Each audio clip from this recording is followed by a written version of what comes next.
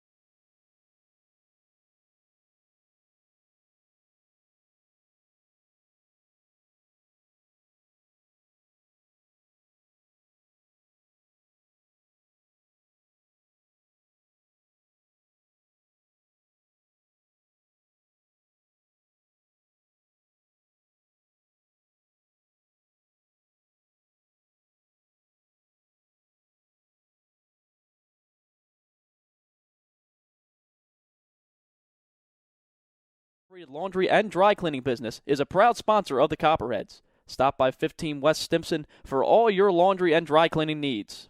It's a grand slam when you shop locally. Look for the Athens Area Chamber of Commerce logo and be sure to support the businesses that support the Athens Sandlot, our very own Copperheads, and our community. Keep it local, because together we make a difference. The fun is just beginning in Athens, Ohio. Outdoor concerts and festivals, rails and trails, a 30-mile meal, and the funky vibe of uptown Athens and Court Street, Ohio's most eccentric half-mile.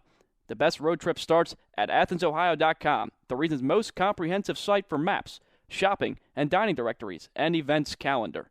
Visit AthensOhio.com and start planning your next adventure. Classic Brands, Budweiser, and Yingling are all proud supporters of Copperheads Baseball. Please drink responsibly and always use a designated driver. Responsibility matters. Donato's is the exclusive pizza provider of the Southern Ohio Copperheads. With toppings loaded from edge to edge, Donato's Pizza will be sure to satisfy your hunger. Located at 688 East State Street in Athens, make Donato your pizza of choice today. Order by calling 740-529-5049 or order online at donatos.com. Southern Ohio Copperheads would like to show our support for Echoing Hills. Echoing Hills provides individuals a place to call home in a comfortable and safe environment where they can achieve their dreams surrounded by supportive friends and staff. For more information, contact them at 740-594-3541. Fall Green Moortime, one of the nation's leading integrated marketing and communication firms, prides itself on hiring the best and brightest graduates from across the country each year. In fact, the company is home to many Ohio University alumni. For more details on internships and employment opportunities, visit www.fallgreenmoortime.com.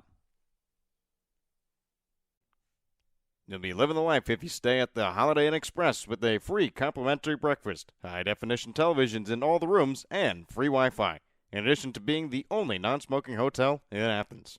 Live the life, Holiday Inn Express.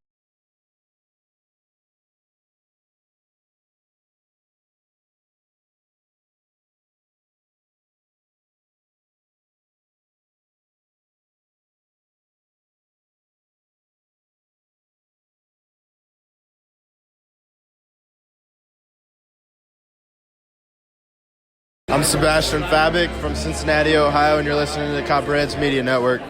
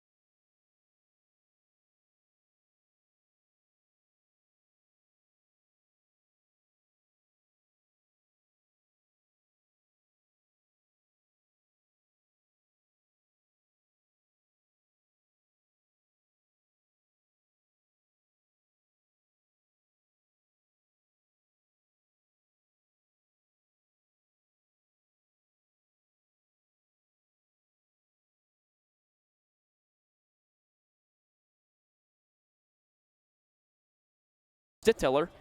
And rounding out the order, batting ninth is Cole Antle. He will be playing left field. Starting lineup for your Copperheads in this game, leading off Jared Hurd, playing left field. Second, and playing second base, Phil Glasser. Third, DHing Sebastian Fabic. Cleanup behind the dish, Chris Gambert. Fifth, and playing third base, Ben Rushing. Sixth, playing first base, Zion Avery. Seventh, playing center field, Lucas Nasanti, batting eighth, playing shortstop, Jacob Erickson. And batting ninth, playing right field is Ty Crittenberger. And we are ready to get underway with the first pitch here at Bob Run Stadium. Home opener for the Copperheads. Looking to pick up their first home win. The tall righty Warsing deals. Bunt attempt pulled back from Noah Suarez. Pitch called a ball, 1-0. As we mentioned in the pregame, Copperheads dropping 2 of 3 to the Licking County Settlers to open up the season. Richmond Jazz also losing their first 3 games, getting swept.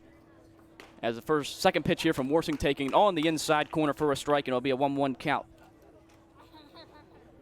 Fairly decent crowd here at Bob Wren Stadium for the season opener, as they are ready to watch their defending champion Copperheads for the first time this season. As the 1-1 pitch from Warsing taken inside, Suarez bends out of the way of that one. It'll be 2-1. We'd like to welcome you back into the broadcast. Joey Medora alongside Connor Mills once again, as we will be here with you all season long. As here comes the 1-2 pitch from Warsing, ground ball. Coming in as Glasser, he fields it on a hop throw on to Zion Avery at first, and Suarez will be retired to open up the ball game.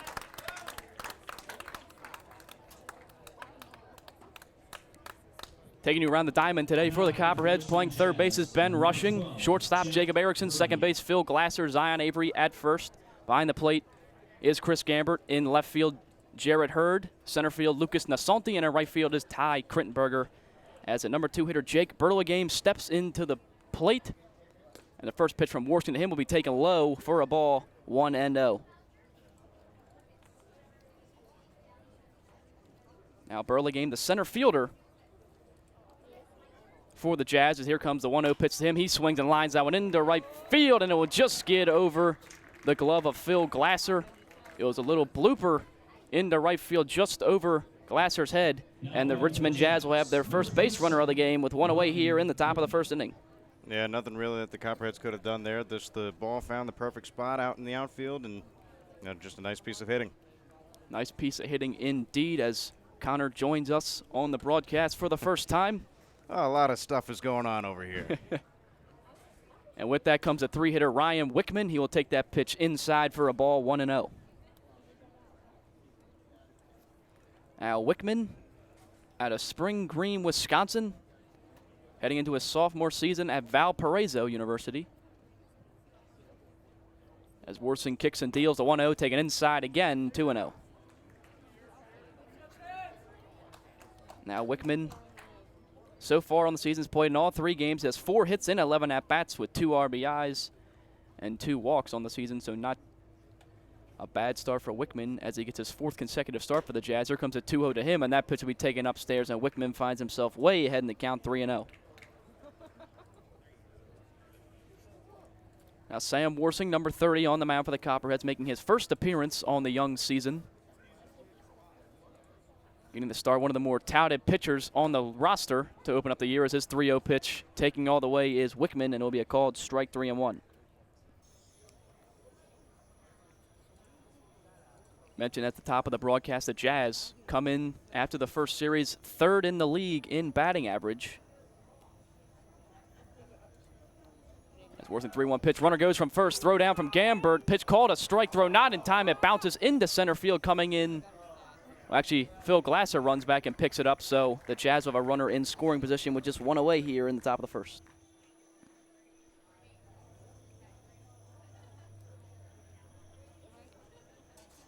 But with that, the count will run full to Ryan Wickman, the right fielder.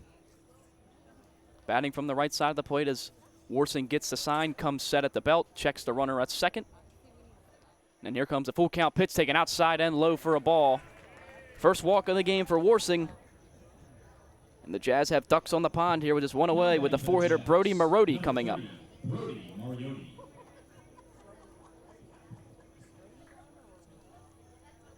Now Moriota, the DH for the Jazz in this one.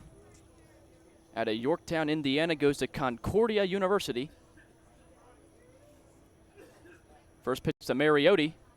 We taken in the dirt for a ball. Nice block there by Gambert, 1-0. As Mariotti is 2 for 10 so far in his start to the season in 2 games played. Had a monster year with Concordia. In 52 games, hit .348 with 65 hits, 14 doubles, 13 homers, and 47 RBIs with an impressive .631 slugging percentage. And here comes the 1-0 pitch from Worthing. He will line that one down the line in the deep center field, and that ball will land fair and kick up against the wall. Coming around to score is Burlingame. Here comes a second run around. Zion Avery, the throw home, not in time. Into second is Mariotti. And the Jazz jump on the Copperheads early in this one with a 2-0 lead on a 2 RBI double from Brody Mariotti. Now batting for the Jazz, number 7, Mike Steffen. Mariotti able to just hook that one down the line, lands just fair, gets all the way to the wall. And the runners from second and first are able to score to give the Jazz an early 2-0 lead. Nice piece of hitting inside out, going the opposite way. That's where the pitch was thrown, and that's where he hit it. First 2 RBIs for Mariotti in the year is the first pitch now to Mike Steffen is fouled back into the screen.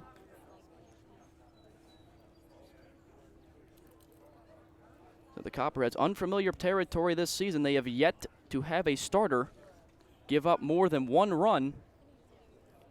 That streak comes to an end today very early on as Worsing gives up 2 so far in the first inning. Here comes the 0-1 pitch. That ball will be lined into right field for a base hit. Picking up is Krinberger. Being held up at third is Mariotti. Staying at first is Mike Steffen. So it'll be runners at the corners now with 1 down here in the top of the first inning. Now batting for the Jazz, number 3. Lots of hard hit balls here early on against Worsing as he'll look to settle down now. And here comes the 6th batter of the inning, Zach Jarosz, with 1 away here. 2-0 Jazz lead after a 2 RBI double from Brody Mariotti that put the Jazz on the board. Here comes a breaking ball into Jarosz, called strike, 0-1.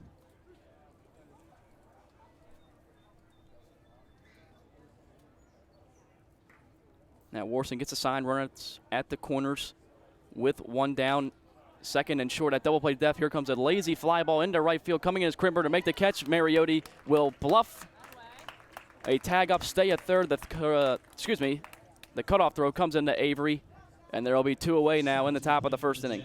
Number 9, Eric Roberts. So a lazy fly ball from Jarosz, not deep enough to score. Mariotti at third base. And with that will come in the left-handed hitting Eric Roberts, the third baseman.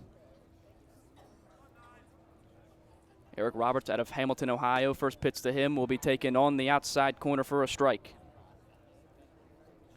0-1 now. Eric Roberts goes to Evansville, the University of Evansville, one of 2 players on the team that goes there in 2 games. He's had 9 at-bats, 2 hits so far on the young season for the Jazz. Here comes the 0-1 pitch to him. Hard hit ball ins.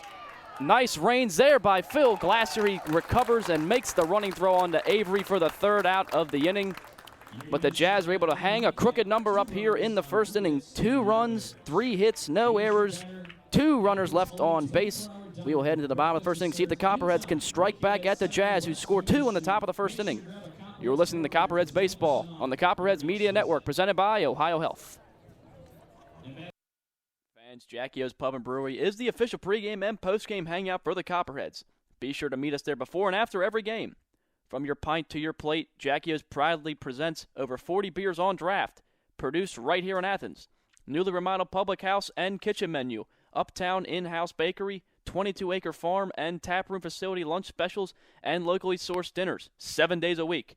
100-plus person outdoor patio, uptown. Learn more at JackieO's.com, Instagram, or Facebook today. After the game, be sure to stop by Jackie O's Uptown or the tap room on Campbell Street. Just because the game ended doesn't mean your night has to. Jackie O's, the official pregame and postgame sponsor of your Copperheads. Don't forget to stop by Kona Ice behind the press box on the third base side, locally owned and operated by Rich Hayes of Athens. They offer tropical shaved ice in an assortment of flavors, and be sure to ask about their fundraising opportunities.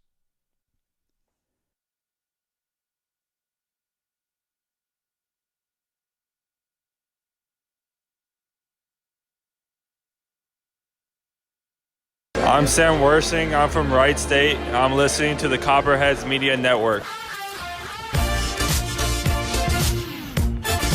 Starting pitcher for Hey, I'm the Scott Copperheads. Combs, catcher for the Copperheads, and you're listening to the Copperhead Media Network. Strike back here in the bottom of the inning. On the hill for the Richmond Jazz is Nate Hemmerich out of Kokomo, Indiana from Earlham College. Already 1 appearance on the year for Hemmerich. Pitched 2 in the third inning, giving up 1 run, 1 earned. 5 walks with a 3 ERA. Pitched 10 in the third in college this past year. In 6 appearances, 1 game started, 0-1 on the year with a 7.84 ERA, giving up 12 hits and 9 runs with 8 strikeouts. And leading off for the Copperheads in this one will be the left fielder, Jared Hurd. Hurd out of Indiana University, Kokomo. Just finishing up his sophomore season there. 1 for 7 on the young team with the Copperheads with 3 walks and a strikeout. As here comes Hemmerich's first pitch to him will be taken over the plate for a strike, 0-1.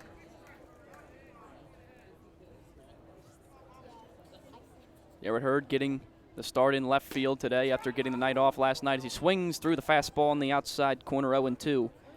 Quickly in the bottom of the first inning, 2-0 Jazz after striking for 2 runs. And here comes an 0-2 pitch now taken low below the knees for a ball, 1-2. Brody Mariotti roped the double down the right field line in the top of the first inning. And that is how the Jazz got their 2 runs. So here comes a 1-2 pitch to Hurd. It'll be inside, and it hits Jared Hurd. So Hemmerich had him down in the count, but he gives up the hit by pitch. And the Copperheads have their leadoff man on. Number 17, Philip Glasser. And with that will be the number 2 hitter playing second base, Philip Glasser. Glasser had the night off last night. Back in the lineup today, as he has 7 at-bats on the young season, 2 hits, 2 RBIs, and a stolen base as he ropes that one down the left field line, but it will hook just foul and kick up against the wall out there, 0-1. Aggressive swing on the first pitch there from Glasser.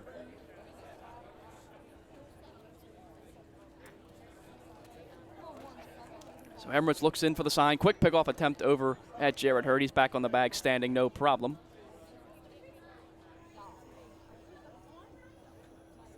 As Glasser, 2 RBIs already on the season, picked up the first RBI on the season for the Copperheads back in game 1 of the year. As that pitch will be taken outside for a ball and even up the count at 1. Now Glasser out of Youngstown State, one of the 2 Penguins on this Copperheads roster. Hit .266 for the Penguins as another pickoff attempt from Hemmerich. And Hurd goes diving back in easily. As now we'll get back on the rubber. Glasser steps back in the left-handed batter's box. Hemmerich will come set at the belt. Here comes a 1-1 delivery. Glasser will ground that one in the hole between first and second. That will get into right field. Rounding second, heading for third is Jared Hurd. And the Copperheads will have runners at the corners now with nobody down for the 3-hitter, Sebastian Fabic. Well, after a couple of lackluster games for the Copperheads, are starting to see a little life here in the bottom of the first inning. No out rally right here in Athens. That's right, coming out aggressive in this one. Glasser picks up his 3rd hit on the young season, and with that, perhaps the hottest hitter on the team to this point, Sebastian Fabic, DHing in tonight's game. He's got 5 hits and 8 at-bats on the season with a double and an RBI, also drawing 5 walks so far. So Fabic seemed like he's been on base almost every time he's been up so far. He takes that one up and inside for a ball, 1-0.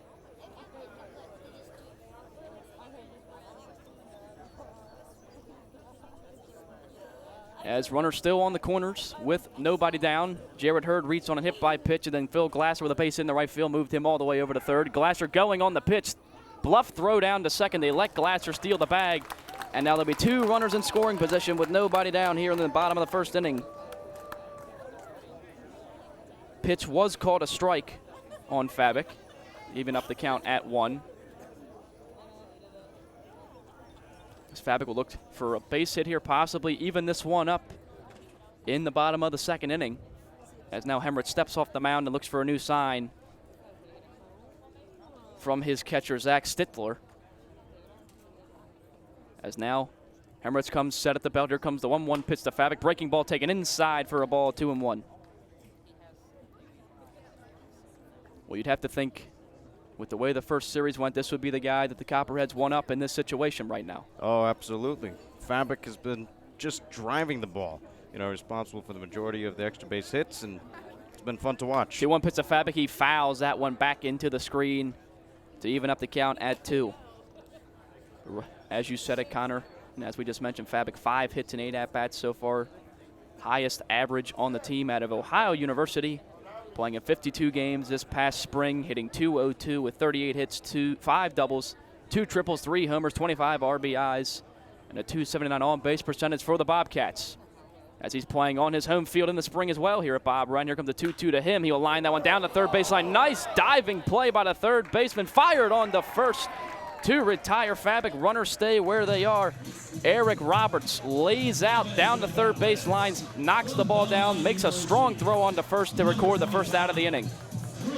Well, that's just a tremendous play from the third baseman, Roberts. Diving on the line, getting up, firing out the quick-footed Fabic. And that's an impressive first out. That's right, Fabic. Decent speed down the line. But Roberts able to pop up quickly and make the play. Here comes the first pitch now. The cleanup hitter, Chris Gambert. He hits that one a long way foul down the first base line, 0-1.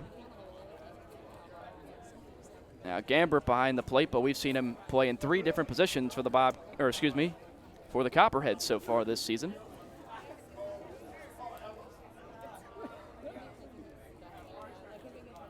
As here comes the 0-1 pitch to Gambert. He will hit a ground ball to the second baseman. He fields the throws on the first. Jared Hurd comes in to score, and the Copperheads will get 1 run back as Gambert picks up his 2nd RBI of the season, and the deficit is cut in half. It is now 2-1.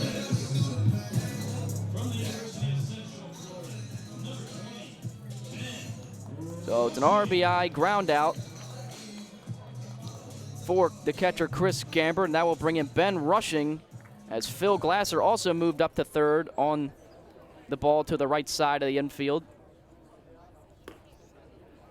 As the first pitch to Rushing will be taken for a strike, 0-1.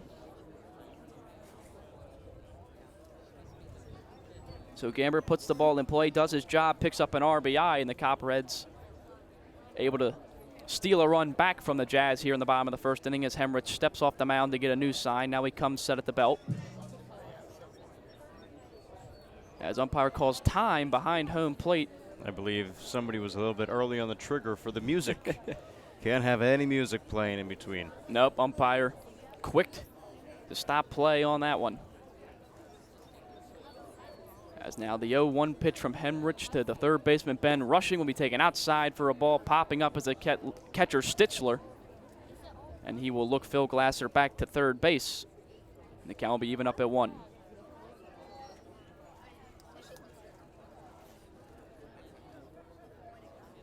Hemrich coming set. Here comes the 1-1 pitch with 2 down here in the bottom of the first. Breaking ball lined into left field for a base hit. Phil Glasser will walk in to score. Ben Rushing has his first RBI base knock on the year, and the Copperheads tie it back up here in the bottom of the first inning. You never know who's going to step up for the Copperheads day in and day out.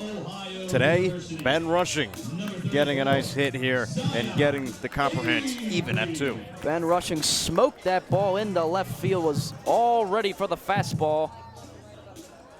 And he will have his first RBI now on the young season. As Zion Avery, the second Bobcat to bat in the inning. Rushing now, not wasting any time, going to second. Throw from Stittler, not in time. And Ben Rushing will have the stolen base. So the Bobcats have another runner in scoring position with 2 down now, as the pitch was called a ball. So it's a 1-0 count to Zion Avery, the first baseman. That is Rushing's second stolen base on the year, and now both times he's picked up a hit on the season, he has stole second base. As here comes the 0-1 pitch now to Avery. Taking on the outside corner for a strike, 0-2.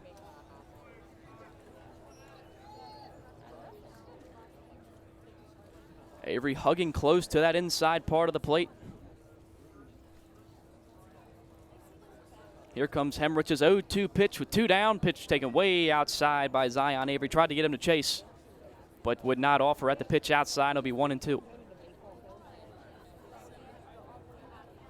So the inning started on a hit by pitch by Jared Hurd, followed by a single by Phil Glasser. Sebastian Fabic grinded on an excellent play by Eric Roberts at third base, and Chris Gambert hit a ground ball to second and scored the first run. Then Ben Rushing lashed a single in the left field to score the second run. Now Ben Rushing trying to take third. Stittler will throw down to third, is not in time. So Ben Rushing making a quick impact on this game. Comes in, RBI single, swipes 2 bags. Now he's on third with 2 away. They missed a nice pun you could have used. He was rushing towards second and rushed towards third. Yeah, I leave the puns for you to use. So now Hemrich steps off the mound to get a new sign from his catcher Stittler, who is unable to throw out Ben Rushing 2 times in a row. The 2-2 pitch now to Zion Avery. He fouls it way out of play over the first base dugout. And we'll do it again at 2-2 with 2 down here, 2 runs in, 2-2 score. 2's all over the place so far in this first inning. 2 stolen bases for Ben Rushing. There you go. The only thing that's not at 2 is the hits for the Jazz. They had 3. That's close to 2, isn't it? 2-2 pitch now to Avery. Off-speed pitch, swung on and missed. So Ben Rushing will be stranded at third, but a nice answer here for the Copperheads as they're able to answer the Jazz's 2 runs put up in the top of the first inning with 2 of their own. On an RBI grind up from Chris Gamber, followed by an RBI single from Ben Rushing. And we head into the top of the second inning. Jazz 2, Copperheads 2. You are listening to Copperheads Baseball on the Copperheads Media Network, presented by Ohio Health.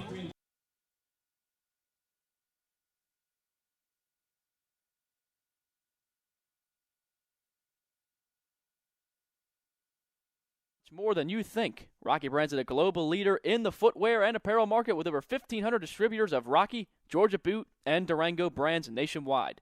Rocky Brand designs, develops, and markets hard-working boots, outdoor footwear, and apparel designed for every pursuit and fashionable women, footwear that invites you to live a little on the edge. And they do it all right here in Southeast Ohio. To see the whole Rocky Brands story, go to rockybrands.com. State Farm and agent Shauna Stump are proud supporters of Copperhead Baseball. Visit our West Union Street office or call 593-6882 today to discuss all your insurance and financial services needs. She's celebrating 14 years of service in the Athens community. Like a good neighbor, State Farm is there.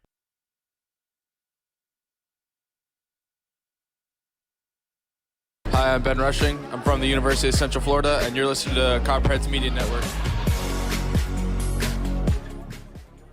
Ben Rushing had an RBI single in the bottom of the first inning, followed by 2 stolen bases before getting stranded at third. 2-2 score. First pitch from Worsing here in the top of the second inning is a strike to the catcher, Zach Stittler. As the Jazz scored 2 in the top of the first inning off of Worsing as he looks to settle down now in the bottom of the inning. Breaking ball lined into right field. Coming in is Ty Krittenberger. He will make the catch. And Stittler will be retired to start the top of the first inning. Now batting for the Jazz, Top of the second inning, excuse me. 10, Cole Ansel. And with that will be the 9-hitter Cole Antle playing left field today. Antle, out of Grove City, Ohio, goes to Ohio Wesleyan University. Heading into his sophomore season, here comes the first pitch from Worsing to him. Cut on and missed. Strike 1, 0-1.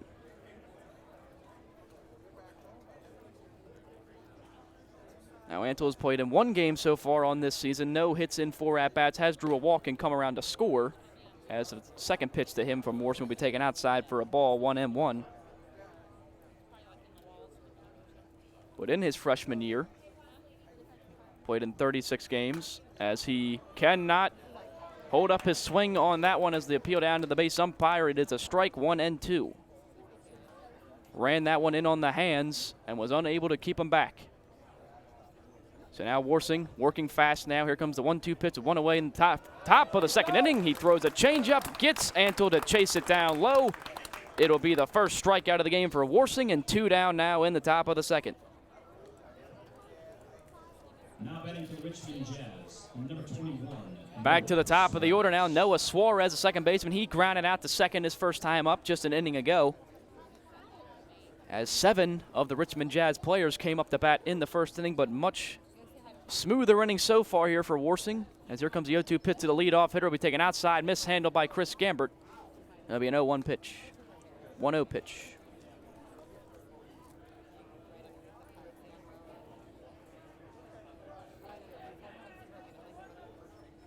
As Worsing kicks and deals, the 1-0 pitch to the leadoff hitter Suarez hit down the first base foul line, ranging over Zion Avery. He will run out of room, and that will go over towards the hill out there on the first base foul side.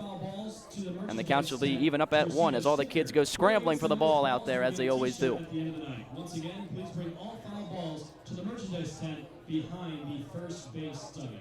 So Worsing, 1-1 count now, 2 away, top of the second inning. Here comes the pitch, taken low for a ball, 2-1.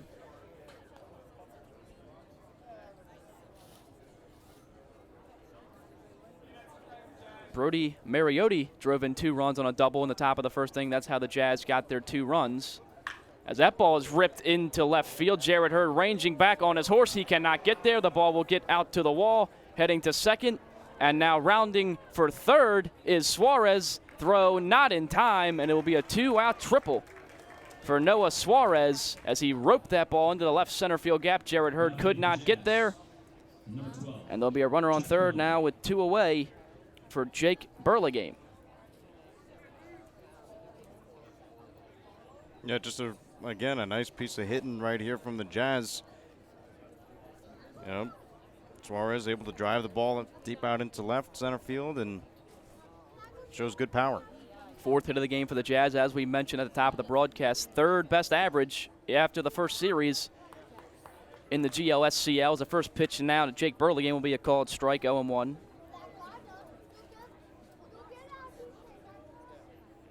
Worsing trying to keep another run from coming across. Here on the top of the second inning, here comes the pitch, grounded towards second. Phil Glasser dives, cannot get there. Walking in to score is Noah Suarez, and it'll be an RBI base hit for Jake Burlingame, and the Jazz will take the lead right back 3-2. Now batting for the Jazz, number 27. Phil Glasser did all he could to try to knock that ball down in the infield, but just past his outstretched glove, and the Jazz regained the lead. They really did, and it almost nicked his glove. That's how close he was. So now stepping in is Ryan Wickman, stealing his Burlingame. Throw down from Chris Gambert, skips into second base, not in time. And Burlingame will have his 2nd stolen base already so early in this ball game.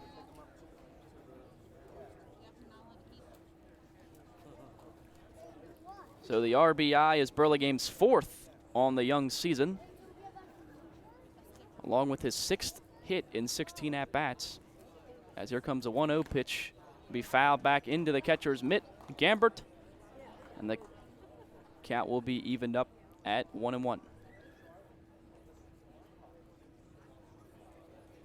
So Wickman drew a walk and came around to score back in the first inning in his first AB of the night. So here comes the 1-1 pitch taken outside for a ball, 2-1.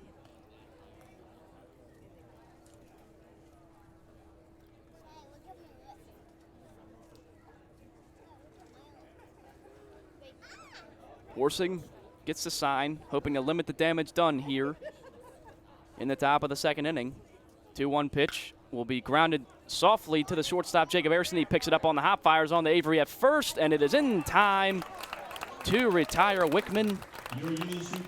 It was a bang-bang play at first base, but Erickson's strong throw is able to just get Wickman by a step, so the Jazz scratch across another run. They pick up 2 hits and strand 1 at second base to regain a 3-2 lead heading into the bottom of the second inning. You were listening to Copperheads Baseball on the Copperheads Media Network, presented by Ohio Health.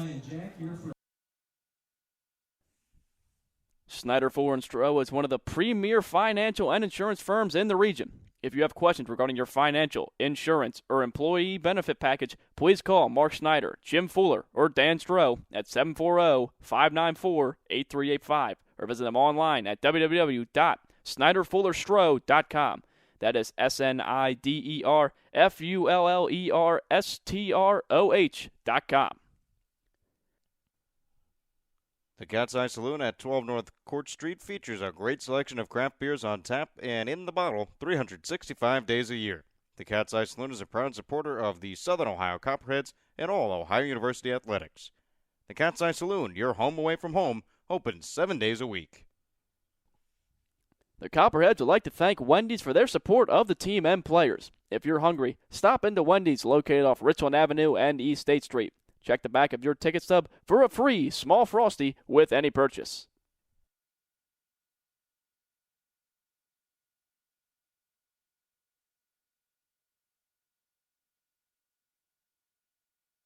Ty Krinberger from Pompano, Florida. You're listening to Ched's Media.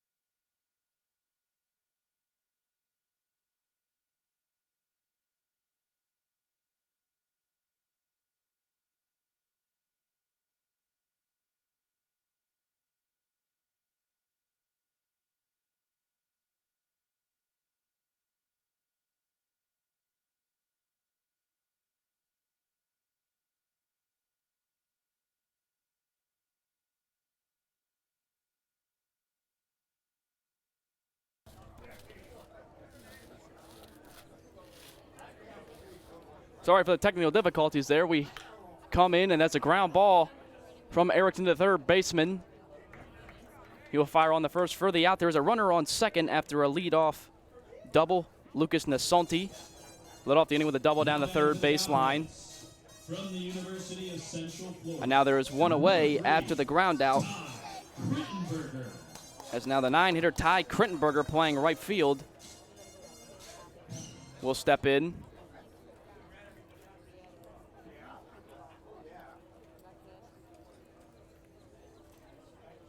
Here comes Hemrich's pitch to Krittenberger. Will be a breaking ball, bends into the strike zone for a called strike, 0-1. Krittenberger at a Lighthouse Point, Florida, attends Polk State College. He's had 9 at-bats on the young season, yet to pick up his first base hit as the 0-1 pitch outside for a ball, 1-1. Now Nasonti out there on second base after picking up a double to lead off the inning down the third base line. Just the third extra base hit for the Copperheads so far on the season. So here comes a 1-1 pitch now to Krittenberger, right down Main Street for a strike, 1-2. Grimberger could pick up his first hit as well as RBI with a base hit into the outfield now as Nasanti, decent speed out there on second base. Nate Hemrich's 1-2 pitch to Grimberger, taken outside for a ball, 2-2. Now hitting with runners in scoring position has been a struggle for the Copperheads so far after the first series on the year, as they came out swinging this ball game, plating 2 in the bottom of the first inning, after only scoring more than 2 runs one time in their series with the Licking County Settlers. As here comes a 2-2 pitch from Hemrick, taking off, trying to steal third is Nasanti, as now the pitch hit Grimberger's bat, so he will be called out. He thought it hit him. He started walking down to first base, now pleading his case with home plate umpire Andrew Bowden. But Grimberger will be called with a strikeout, as the pitch did indeed hit his bat. And there will be 2 away now in the bottom of the second inning. Well, it's about as weird as a play that you could ever see here in the bottom of the second. I thought it hit him. I didn't hear it hit any wood. And I guess, home plate umpire decided, all right, I'm just going to call a bunt. And it's a bunt foul, so that's strike. Yep, so that will retire Grimberger. As now the first pitch to Jared Hurd, healthy cut at that one, but he'll swing right through the fastball, and that will be 0-1 count. As Nasanti was going on that pitch, but had to head back to second as the play was called dead, as they ruled Grimberger's contact a bunt. And the 1-0 pitch will be taken inside to Hurd for a ball, 1-1. Jared Hurd reached base, via a hit by pitch back in the first inning, and then came around to score on an RBI ground out from Chris Gambert.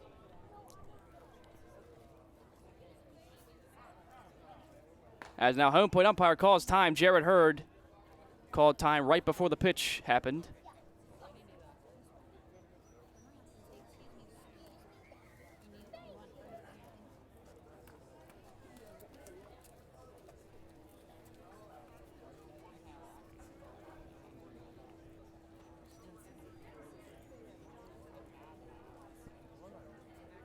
Now Hemrick comes set at the belt. The 1-1 pitch with 2 down here will be roped foul down the first base line. And Hurd will be behind in the count, 1-2, with a runner on second and 2 outs in the bottom of the second inning. 3-2 Richmond Jazz early on in this game.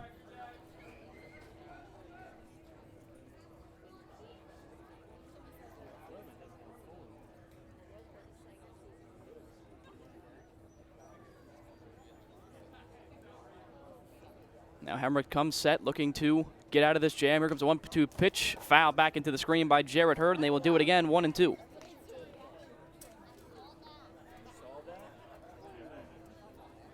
Now Jared Hurd had the night off last night. Back in the lineup at leadoff here tonight. So again, Hurd out of Indiana University of Kokomo. Team went to the RSC Tournament Championship this year, where they suffered a defeat. As here comes a 1-2 pitch from Hemrick. Breaking ball does not bend into the strike zone, stays outside, and the count will be even at 2.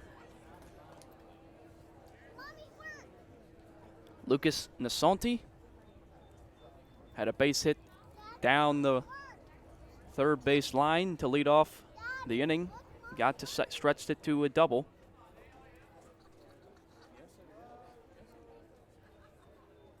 Here comes a 2-2 pitch to Hurd. Will be taken. Strike 3 called, and that will retire the side here in the bottom of the second inning. So, the Copperheads lead off the inning with a double, but cannot move them further. They pick up 1 hit, no runs, no errors, 1 left on base as we head into the top of the third inning. Richmond Jazz 3, Southern Ohio Copperheads 2. You're listening to Copperheads Baseball on the Copperheads Media Network, presented by Ohio Health.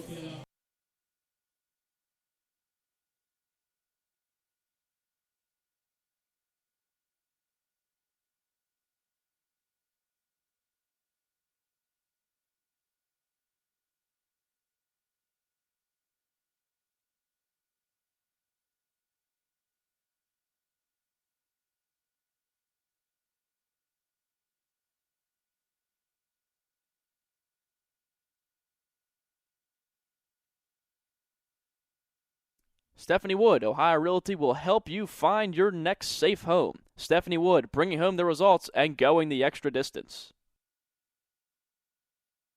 Ambassador Laundry, your locally owned and operated laundry and dry cleaning business, is a proud sponsor of the Copperheads. Stop by 15 West Stimson for all your laundry and dry cleaning needs. It's a grand slam when you shop locally. Look for the Athens Area of Commerce logo and be sure to support the business that support the Athens Sandlot, our very own Copperheads, and our community. Love Athens. Keep it local, because together we make a difference. This is Austin Dunphy, the manager with the Southern Ohio Copperheads, and you're listening to the Copperheads Media Network.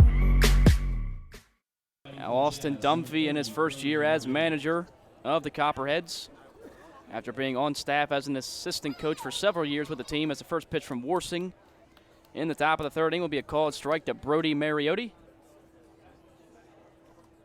Mariotti in his last time up roped a double down the right field line that plated 2 runs as he fouls the next pitch off, and he is quickly behind in the count 0-2. Worsing back on the rubber, kicks and deals the 0-2 to Mariotti. He will foul that one also over the first base dugout and will stay alive with the count remaining 0-2. A lot of action so far in the first 2+ innings of this game. 3 runs scored by the Richmond Jazz in the first 2 innings. Copperheads plated 2 in the bottom of the first inning as that 0-2 pitch taken outside for a ball, 1-2.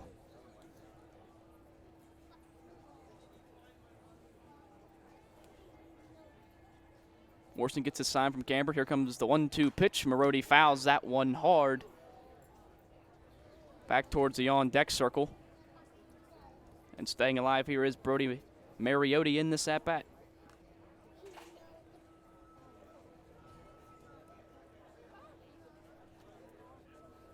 Mariotti coming off a big year in college, hitting .348 with 65 hits, 14 doubles, 13 homers, and 47 RBIs with a .631 slugging percentage. Also a .443 on-base percentage. A 1-2 pitch taken inside for a ball to even up the count at 2.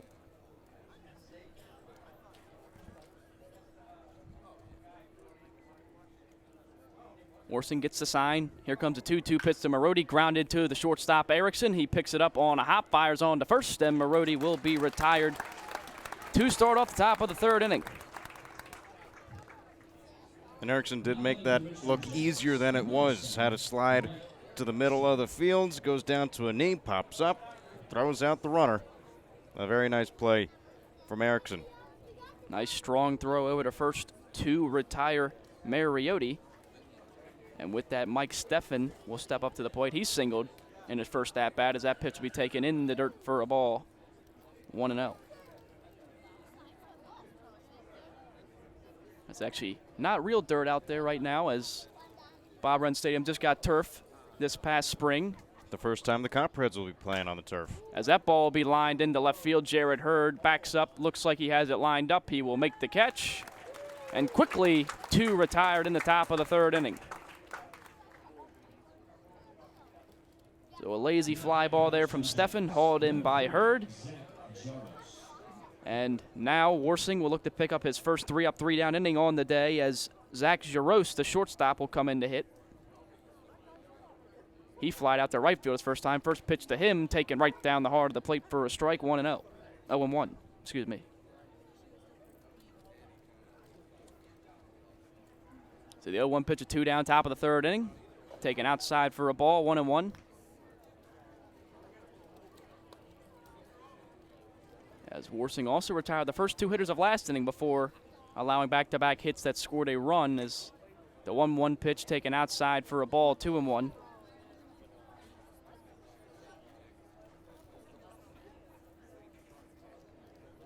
As Jaros playing shortstop today for the Jazz as he lines another one into right field. Ty Krinberger ranges over. He will make the catch, a step in foul territory. And a quick 3-up, 3-down inning there for Sam Worsing, much needed after giving up a couple runs in the first 2 innings.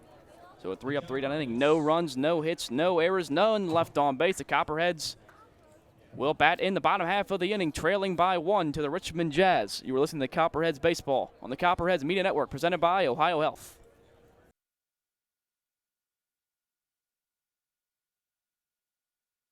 Outdoor concerts and festivals, rails and trails, a 30-mile meal, and the funky vibe of Uptown Athens and Court Street, Ohio's most eccentric half-mile.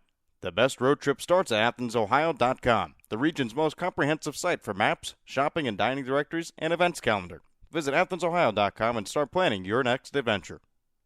Classic brands Budweiser and Yuengling are proud supporters of Copperheads Baseball. Please drink responsibly and always use a designated driver. Responsibility matters. Donato's is the exclusive pizza provider of the Southern Ohio Copperheads. With toppings loaded from edge to edge, Donato's Pizza will be sure to satisfy your hunger. Located at 688 East State Street in Athens, make Donato's your pizza of choice today. Order by calling 740-592-5049 or order online at donatos.com. The Southern Ohio Copperheads.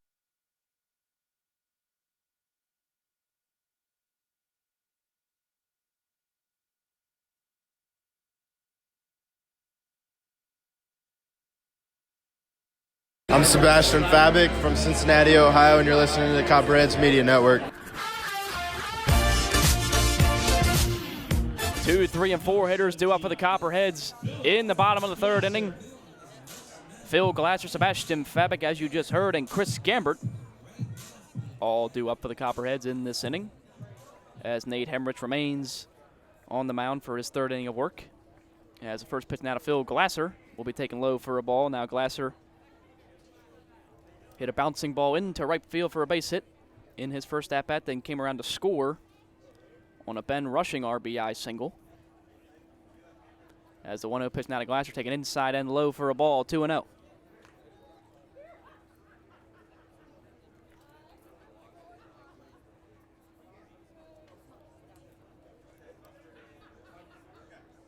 Two-0 pitch from Hemrich to Glasser will be taken upstairs for a ball. And Glasser way ahead in the count now, 3-0, to open up the bottom of the third inning. Richmond Jazz scored 2 runs in the top half of the first. Copperheads answered with 2 of their own in the bottom of the first, but the Jazz pushed across another in the top of the second inning. And that's how we have the 3-2 score. Phil Glasser taken all the way on the 3-0 pitch, called strike. 3-1.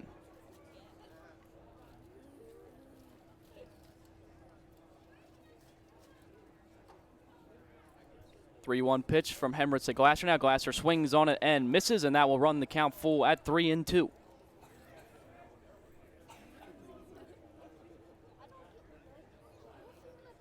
First full count of the day for Hemrich as he comes set, pitching from the stretch. 3-2 pitch to Glasser. He will line one similar spot that he hit to last time. They shifted over this time. He will throw it on to first to retire Glasser. That was the second baseman, Noah Suarez, making the play there. And the leadoff man is retired in the bottom half of the third inning.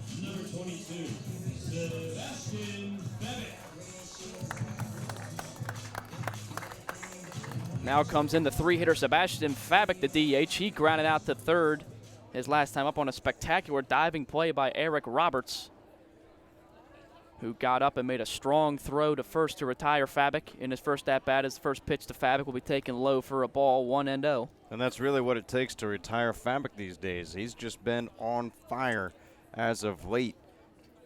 You know, leading the league, or at the top of the league in batting average at .625.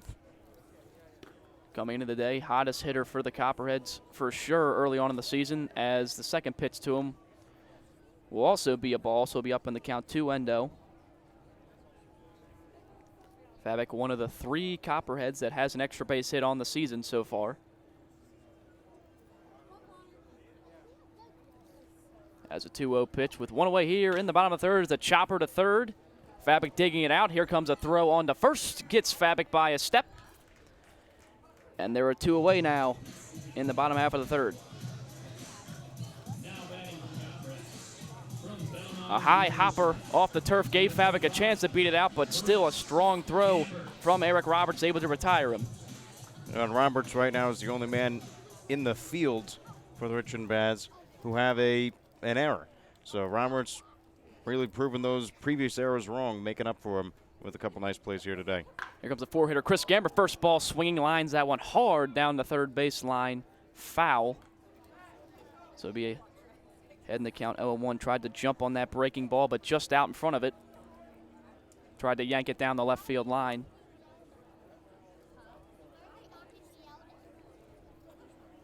Gambert had an RBI ground out back in the first inning that scored the Copperheads' first run in this one. As here comes the 0-1 pitch to him, taken outside for a ball, 1-1.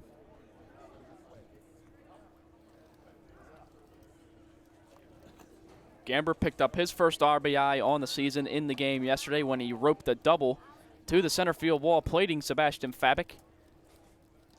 As the 1-1 pitch to him will be a breaking ball in the dirt.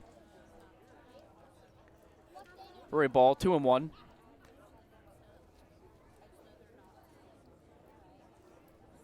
Gambert led his team at Bellarmine University in home runs and slugging percentage this past spring.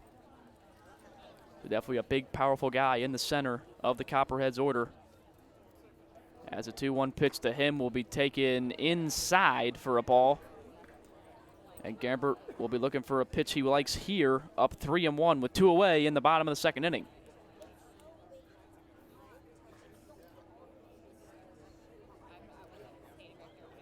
Two-two pitch from Henrich, chopper down the third, foul. We'll do it again at 2-2. Gambert has started in all 4 games for the Copperheads. Has played 3 different positions, has DH'd, has been behind the plate, and has played third base, or first base, excuse me, so far for the Copperheads this season. Payoff pitch to him from Henrich. He swings and pops it up into foul territory. Coming over is the catcher Stetler. He will drop it into the Copperheads dugout. And Chris Gamber will have new life here and see another full count pitch. I don't fully put the blame on the catcher Stetler there because at Bob Wren Stadium, there's no netting, there's no fence in front of the dugout. So he sees the dugout stairs. He doesn't want to tumble all the way down them. And now, he pulls up a little bit short, unable to catch the ball, and tough to catch in the catcher's mitt on a pop fly. Right. And then he drops the ball. So with that, new life for Chris Gamber. Here comes the 3-2 pitch from Henrich, 2 away, lines it right back up the middle. Almost gets the foot of Henrich. It will get into center field for a base hit. And Chris Gamber have his 3rd hit on the young season. The Copperheads will have a base runner now with 2 away in the bottom of the 3rd.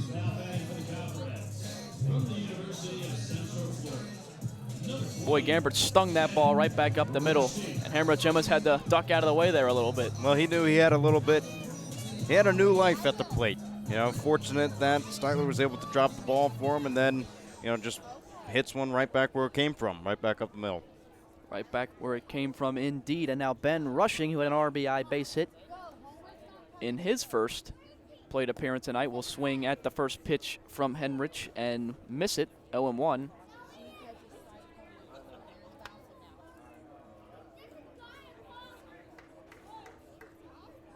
The Rushing line one in the left field, his first at-bat to tie the ball game up at the time. At 2, Jazz would score another run in the top of the second to make it a 3-2 ball game, as that pitch will be taken low for a ball, 1-1.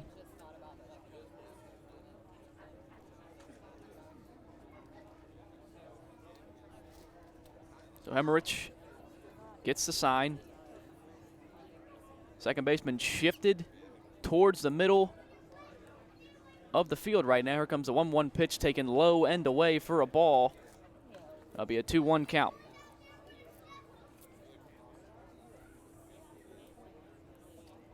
So Ben Rushing, one of the 3 catchers on the roster for the Copperheads. But Rushing has seen a lot of action at third base early on in the season. It's mostly been Scott Combs and Chris Gambert behind the dish for the Copperheads. 2-1 pitch to away, swung on and fouled. Right back into the catcher by Rushing. That'll even up the count at 2. But catcher's one of those positions, Connor, you really can't have too many guys that can play catcher. No, Copperheads are fortunate enough to have 3 catchers on the roster, and all of them have thrown out at least 1 base runner, so they're good defensively. They've been blocking the pitches in the dirt or in the turf. fairly well, and it seems like Copperheads have 3 pretty solid backstops for him. So 2-2 pitch. Gambert is going on the pitch, but Rushing will foul the pitch over the first base dugout, and we'll do it again at 2-2. That's the thing about the Copperheads early on in the season. Austin Dunphy not afraid to give his guys the go sign from first or second base, as we've seen in this game, as Ben Rushing stole third early on, but very aggressive in their base running so far this season. Extremely aggressive. We saw in the first game, he's already telling his guys to hit and run. Right, here comes the 2-2 pitch, a 2 down. Ben Rushing grounds it up the middle. That's where Suarez was playing. He will field it, touch the bag at second to retire Gambert. It'll be a fielder's choice for Rushing to end the inning. So the Copperheads pick up a hit, but will strand them at first base. No runs and no errors on the inning. As we go into the top of the 4th inning, Jazz still leading the Copperheads by 1 here at Bob Wrenn Stadium in the Copperheads home opener of the 2019 season. You're listening to the Copperheads Baseball on the Copperheads Media Network, presented by Ohio Health.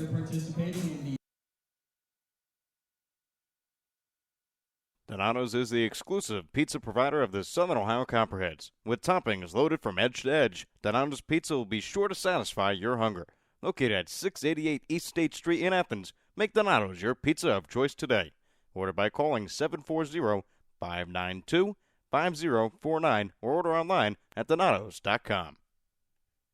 The Southern Ohio Copperheads would like to show our support for Echoing Hills. Echoing Hills provides individuals a place to call home in a comfortable and safe environment where they can achieve their dreams surrounded by supportive friends and staff. For more information, contact them at 740-594-3541. Ball Green Mortine, one of the nation's leading integrated marketing and communication firms, prides itself on hiring the best and brightest graduates from across the country each year. In fact, the company is home to many Ohio University alumni. For more details on internships and employment opportunities, visit www.ballgreenmortine.com. You will be living the life if you stay at the Holiday Inn Express with the free complimentary breakfast, high-definition television in all the rooms, and free Wi-Fi. In addition to being the only non-smoking hotel in Athens, live the life. Holiday Inn Express. Hi, I'm Ben Rushing. I'm from the University of Central Florida, and you're listening to Copperheads Media Network.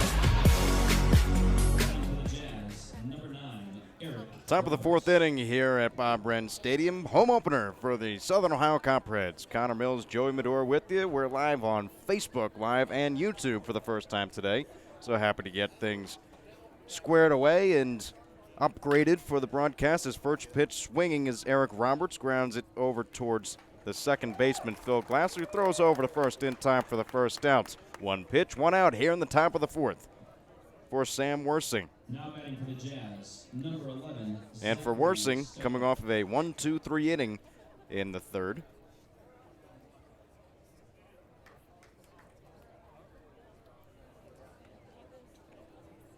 Then Zachary Steitler now at the plate. First pitch swing on the offering from Sam Worsing into Zach Steitler. Fouls it off towards the right side. Nice crowd on hand here at Bob Wrenn. Don't see an empty seat in the place.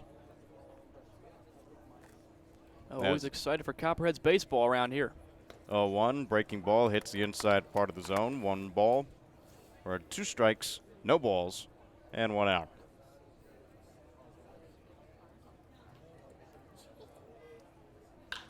Ground ball over towards third. Rushing has it, takes his time. Crow hops and throws it over in time for the second out.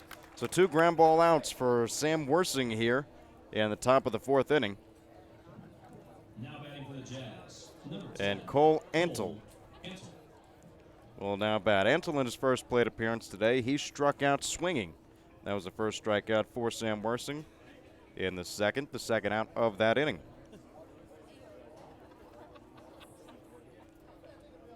Worsing pitch, deals ground ball up the middle, backhanded by Glasser. He throws over to first in time.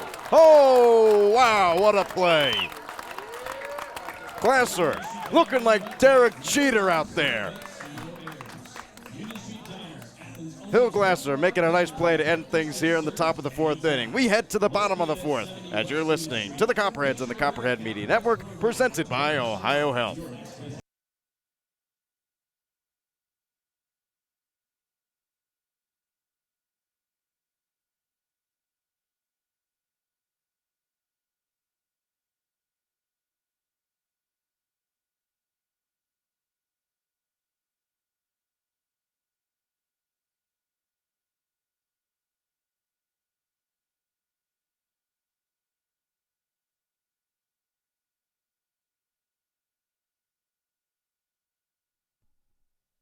Fans, Jackie O's Pub and Brewery is the official pregame and postgame hangout for the Copperheads. Be sure to meet us there before and after every game. From your pint to your plate, Jackie O's proudly presents over 40 beers on draft, produced right here in Athens. Newly remodeled public house and kitchen menu, uptown in-house bakery, 22-acre farm and taproom facility lunch specials, and locally sourced dinners, 7 days a week. 100-plus person outdoor patio, uptown. Learn more at JackieO's.com, Instagram, or Facebook today. After the game, be sure to stop by Jackie O's Uptown or the tap room on Campbell Street. Just because the game ended doesn't mean your night has to. I'm Sam Worsing. I'm from Wright State. I'm listening to the Copperheads Media Network. Bottom of the fourth inning here at Bob Wren Stadium. Zion Avery stands in at the plate. And Sam Worsing, whose voice you heard, Worsing got a 1-2-3 inning for the second time as a line drive out into right center field off the bat of Zion Avery. Picks up his second hit of the season, and the Copperheads have the leadoff man on here in the bottom of the fourth. It's a nice piece of hitting there from Zion Avery. Gets a pitch he likes, drives it into the outfield. Big base hit for him, trying to get some confidence going as we move on into this season. For Avery previously, he was 1 for 10 coming into the day, 1 for 11 going into that at-bat, and picked up his second hit. As Lucas Nasanti now at the plate, he squares around to bunt but pulls it back. However, it is called a strike as the Jads lead the Copperheads here by a score of 3-2 in the bottom of the fourth. Copperheads have a man on first base and Lucas Nasanti at the plate.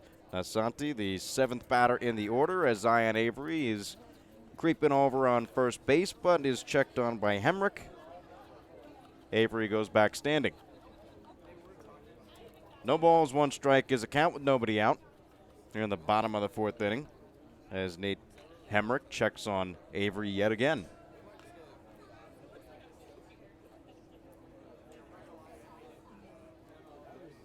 Hemrick has settled down since the first inning, where he let up 2 runs.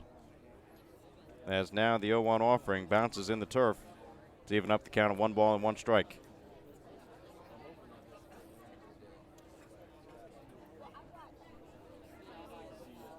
For Lucas Nasanti, he's still in search for his second hit. He's 1 for 6 on the season. Or 1 for, well, check that. He had a double back in the bottom of the second inning. As now the pitch misses low and away for the second ball. 2 balls and 1 strike. So Nasanti did get his second hit of the year. That was a double, but he was stranded in the bottom of the second. He showed his wheels on that one, too. Most guys, that ball that he hit just would have been a single. There's another check over to Avery. Ball back on the mound. But he snuck it down the third base bag into left field, and he was thinking 2 out of the box, and he got there easily. A hustle double as Zion Avery's on the move now. The throw down to second, not in time. Stolen base for Zion Avery. Avery, his second stolen base of the season. He's 2 for 2.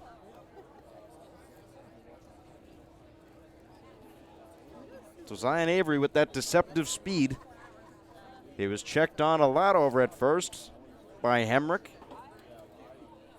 But all for naught as Zion Avery is on second. 3-1 the count.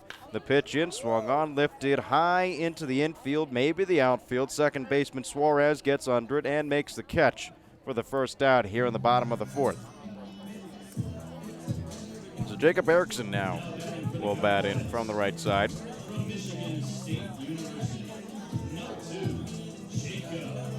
Jacob Erickson grounded out to short his last time out. As the Richmond Jazz are leading the Copperheads by a score of 3-2 as Licking County Settlers for 3 games in a row to open up the season here in 2019 in the Great Lakes Summer Baseball League as the first pitch is a breaking ball into Jacob Erickson. Yeah, happy to be back at home, though. Definitely one of the nicer ballparks that we get to call games at this season. Well, it's not all the time that you get a call of a game at a D1 ballpark. That's right, especially with an atmosphere like this. 0-1 count. It's a fastball, and it hits the outside part of the zone. Jacob Erickson quickly down in the count. No balls and 2 strikes to Nate Hemrick.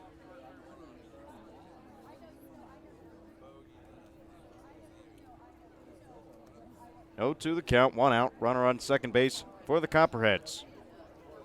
Bottom of the fourth inning. Hemrick checks over at second, now deals a little low and away for ball 1. Not a bad waste pitch right there. Nope, that's where you want to throw an 0-2 pitch, really. Pitch that could go either way, could get a guy to chase if he thinks he has to protect with 2 strikes. But Erickson with a nice eye there. Long hold on the mound. Now he deals. Bouncing ball in the dirt. Zion Avery, he takes off, and this one's backhanded by the third baseman on the other side of the foul line. And Zion Avery is able to have a hustle steal right there. That would be his second stolen base. Not sure if it'll be a stolen base, a pass ball, or what it could be. We'll see how the official scorer will hold that, and it will be his second stolen base right here in the bottom of the fourth inning. I would think that would be a stolen base with a good dirt ball read there from Avery. Ball didn't get away from the catcher. He took off on his own. And now the ball found the helmet of the catcher, Steitler, as it was a foul ball that bounced right off the top of it. So Erickson staying alive at the plate, 2 balls and 2 strikes with 1 out. Jazz 3, Copperheads 2.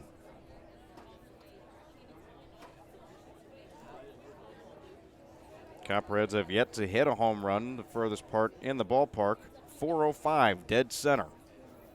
There's only 380 at Don Edwards Park. As the 2-2 offering is swung on and missed by Erickson as he goes down swinging. Second out of the bottom of the fourth inning. With the runner 90 feet away from scoring, the Copperheads will send Ty Crittenberger to the plate. That was a filthy 2-strike pitch there from Henrich. Throws a slider, starts it on the outside part of the plate, then it breaks out of the zone, gets the hitter to chase. That's exactly where you want to throw that pitch with 2 strikes. He's able to record the strikeout. That was Henrich's 4th strikeout of the evening. And a man he's struck out once already is Ty Crittenberger, who swings through the fastball pitch for strike 1. Crittenberger struck out in the second as we're here in the bottom of the fourth. Runner at third base for the Southern Ohio Copperheads. Zion Avery hustling his way around the base paths as Crittenberger fouls it off, gets a little piece. And again, Nate Hemrich is quickly ahead on a Copperhead batter. No balls and 2 strikes. So 0-2 the count with 2 outs. Copperheads trailing by 1. Nate Hemrich from the stretch. Now he deals. Swung on line, Brown.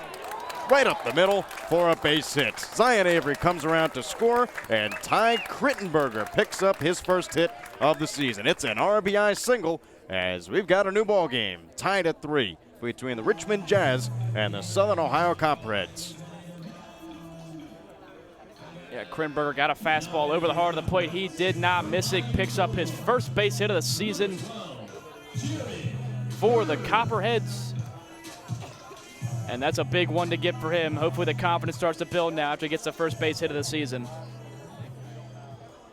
Well, confidence is building for the Copperheads, and now they scored 3 runs in today's game. Only 2 in yesterday's game. Had 6 in game number 2 of the 3-game series with the Licking County Settlers as Ty Crittenberger is checked on by Hemrick at first. Goes back sliding. Top of the lineup for the Copperheads, Jared Hurd at the plate. He bats from the left side as a pitch is in, no throw. And another stolen base for the Copperheads. This one goes to Ty Crittenberger, his first of the season. Well, we got to be top of the league at stolen bases, don't you think? I mean, it feels like every game where they're stealing 3 to 4 bases easily. Well, it does really seem like that as Copperheads have not been erased from the base paths. No caught stealings. I believe it was around 7 of 7 for the Copperheads as this one is swung on, driven deep out into right center field. But the right fielder Wickman has room, makes the catch, and the Siders are tired. But not before the Copperheads are able to tie things up right here in the bottom of the fourth inning. It's the Copperheads 3, the Richmond Jazz 3, as we'll be right back in the top of the 5th as you're listening to the Copperheads Media Network, presented by Ohio Health.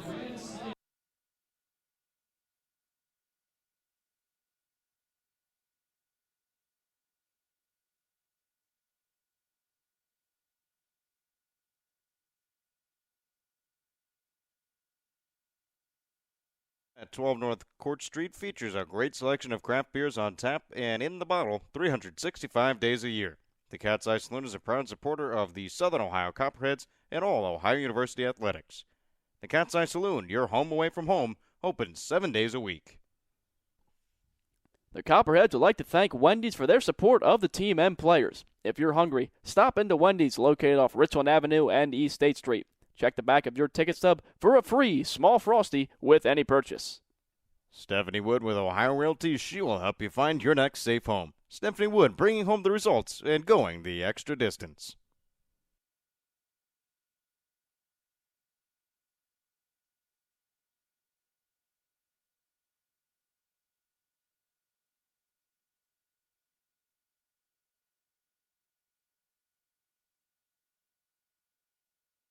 Ambassador Laundry, your locally owned and operated. This is Austin Dunphy, the manager with the Southern Ohio Copperheads, and you're listening to the Copperheads Media Network. Top of the fifth inning, Richmond Jazz at the plate. As for the Richmond Jazz, it'll be the top of the lineup. Noah Suarez, Jake Burlingame, and Ryan Wickman all due up here in the inning. Sam Worsing, first pitch offering is a little high for ball one. Ball one to Noah Suarez, as Suarez had a triple back in the top of the second inning as a fastball misses low and inside for ball two. 2 balls, no strikes, nobody out here in the top of the fifth. Sam Worsing deals. Swung on, a bouncing ball over towards third. It stays fair. Third baseman Ben Rushing has it, tries to throw across his body, but is unable to do so. Ball gets away from Zion Avery at first, backed up by the second baseman Glasser. And that'll be most likely ruled an infield single, as that might have been beat out without a throw. Yeah, it should definitely be an infield single. Suarez was definitely going to beat that throw no matter what. Would have been a fantastic play from Rushing, but the ball just was too slow on the ground for him to get there and throw it across his body. Made a good, strong throw, but just not in time. So now with the runner on first base, Sam Worsing pitching to Jake Burlingham. Ground ball right up the middle. Second baseman tries to go to second, but not in time. And he instead will throw it over towards first to get the out. It'll be a fielder's choice by Jake Burlingham, and on the move, on the play was Noah Suarez, which is why he was able to reach second base so quickly. And now there is one away here in the top of the fifth inning with the Richmond Jazz and Copperheads tied at 3. Batting Ryan Wickman. Wickman reached base in the first with a walk, reached third, did not score, and then grounded out to short in his previous plate appearance as the pitch bends into the zone for strike one. So Rickman 0 for 1 today.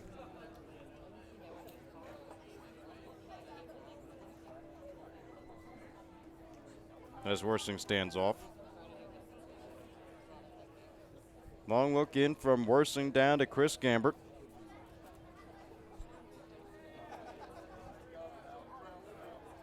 Checks over at second, large lead from Suarez, and now deals in for called strike. So Worsing now is ahead on the batter, Ryan Wickman. No balls and 2 strikes with 1 out.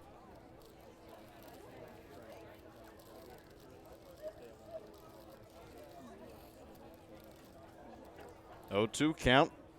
Sam Worsing deals just outside. Or no, it'll be called a balk. Sam Worsing with a balk. That pitch will not count. And the count still remains at no balls and 2 strikes, but now a runner is 90 feet away from scoring in Noah Suarez. First balk on the season for the Copperheads. As the 0-2 swung on, bouncing ball over towards the line at third. Ben Rushing comes in, throws over to first. This one gets the runner, but not before the runner scores at home. Noah Suarez comes in on the RBI fielder's choice. And with the RBI is Ryan Wickman, as this game is now untied. It's the Jazz 4, Copperheads 3, with Brody Mariotti at the plate.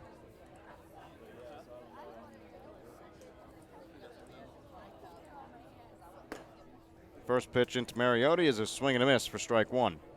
Mariotti on the day, he doubled back in the first and then grounded out to short in the top of the third as the 0-1 is low and in the turf, rolls all the way back to the backstop. Evens up the count of 1 ball and 1 strike. So after tying the game in the bottom half of the inning as a swing and a foul ball off the leg of Mariotti, stays at the plate. Count goes to 1 ball and 2 strikes. That's a painful strike for Mariotti to take. Hit that one, looks like right off the shin. Looks like he has a guard down there, so might have braced him a little bit, but still doesn't feel good. So the count's at 1-2.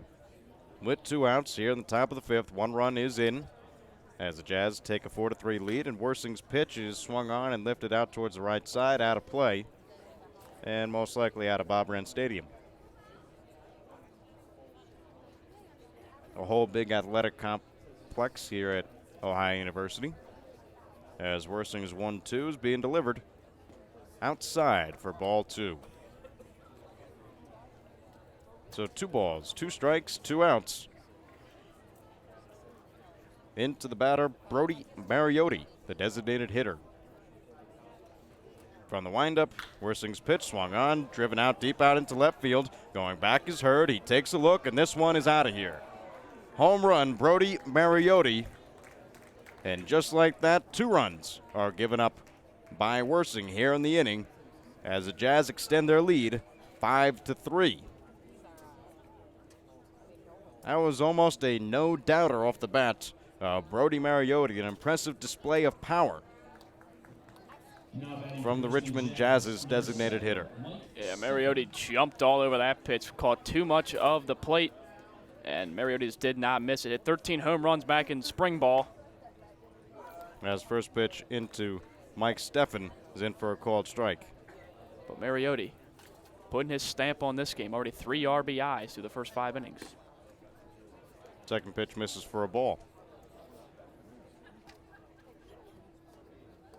So Mike Steffen had a single back in the top of the first and popped out over into shallow left field back in the third. As it counts at 1 ball and 2 strikes, according to the scoreboard. As a 1-2 swung on, driven out into right center field. That gets down for a base hit. It'll be a single for Mike Steffen. So after almost looking like Worsing was going to be able to get out of the inning, he's unable to do so as of recently, as Brody Mariotti hit a home run, Mike Steffen has a single, and now Zach Jarez is at the plate. Just seems to be struggling at that 2-strike pitch going right now, giving him a lot of base hits with 2 strikes in the count. Jarez takes a strike in from Sam Worsing. So runner on first base for the Jazz here at Bob Wren Stadium. 2 outs in the top of the 5th inning as Worsing checks on Steffen. Goes back sliding. Jarez has been retired twice so far as the 0-1 is taken high and away for ball 1. Both flyouts to right field for Zach. 1 ball, 1 strike, 2 outs. Worsing's pitch swung on and missed for strike 2. And now Sam Worsing is in position to have his first strikeout since the top of the 2nd inning. He only has 1 so far today.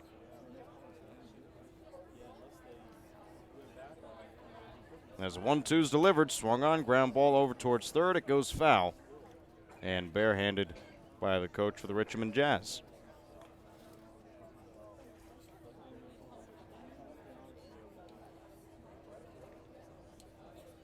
So the Jazz have put up a 2 spot here in the top of the 5th as the count remains at 1 ball and 2 strikes. Worsing checks over at the runner at first and almost looks like Mike Steffen got back by a hair, as that was almost the first pickoff for the Copperheads, but it is not. As 1-2 is being delivered, swung on, fouled off over the press box and out of play. Zach Jarez staying alive. Yep, he's in there battling. Worsing having a tough time getting out of this inning. Already going to have 3 hits so far. Darrows, a junior at Butler. Played in 51 games as he swings and lifts this one out towards right field. Krittenberger has it, eyes it up, takes a couple steps in, and makes a one-hand catch to retire the side. So the Richmond Jazz untie the game. It was at 3. Now they have 5 as the Jazz hold a 5-3 lead as we enter into the bottom of the 5th.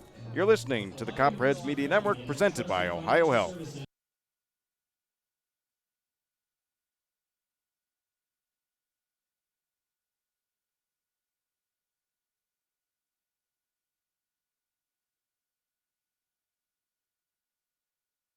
Your locally owned and operated laundry and dry cleaning business is a proud sponsor of the Copperheads. Stop by 15 West Stimson for all your laundry and dry cleaning needs. It's a grand slam when you shop locally.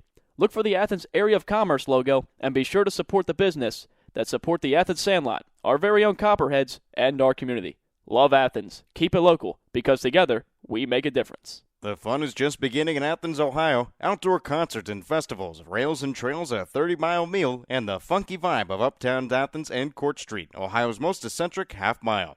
The best road trip starts at AthensOhio.com, the region's most comprehensive site for maps, shopping and dining directories, and events calendar. Visit AthensOhio.com and start planning your next adventure. My name is Chris Gambit from Louisville, Kentucky. Shout out to all my Bellarmine Knights. You're listening to Copperheads Media Network.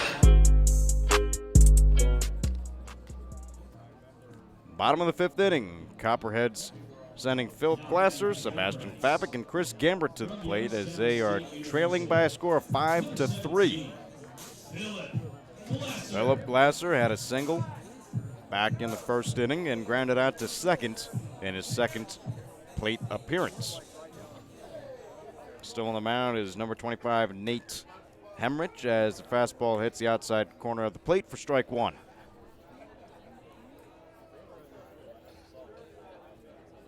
Oh, 1 count.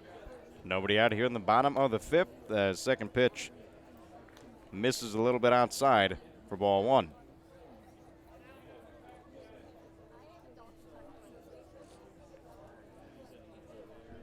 One count.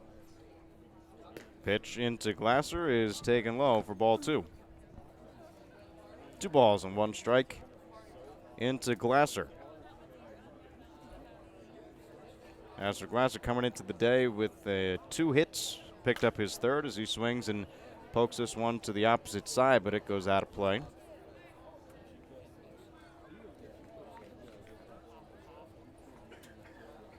So Glasser now 3 hits on the season, came in with a .286 batting average, but at Youngstown State, about around .266.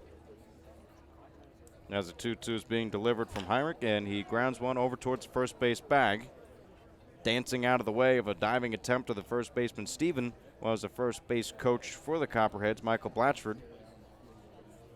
Yeah, that was a heck of an effort for a foul ball, wasn't it? That was. On both ends, from the first baseman and the first base coach. Stretching all the way out in foul ground to try to knock that one down. There's another foul ball off the bat of Philip Glasser. He's working himself a quality at bat.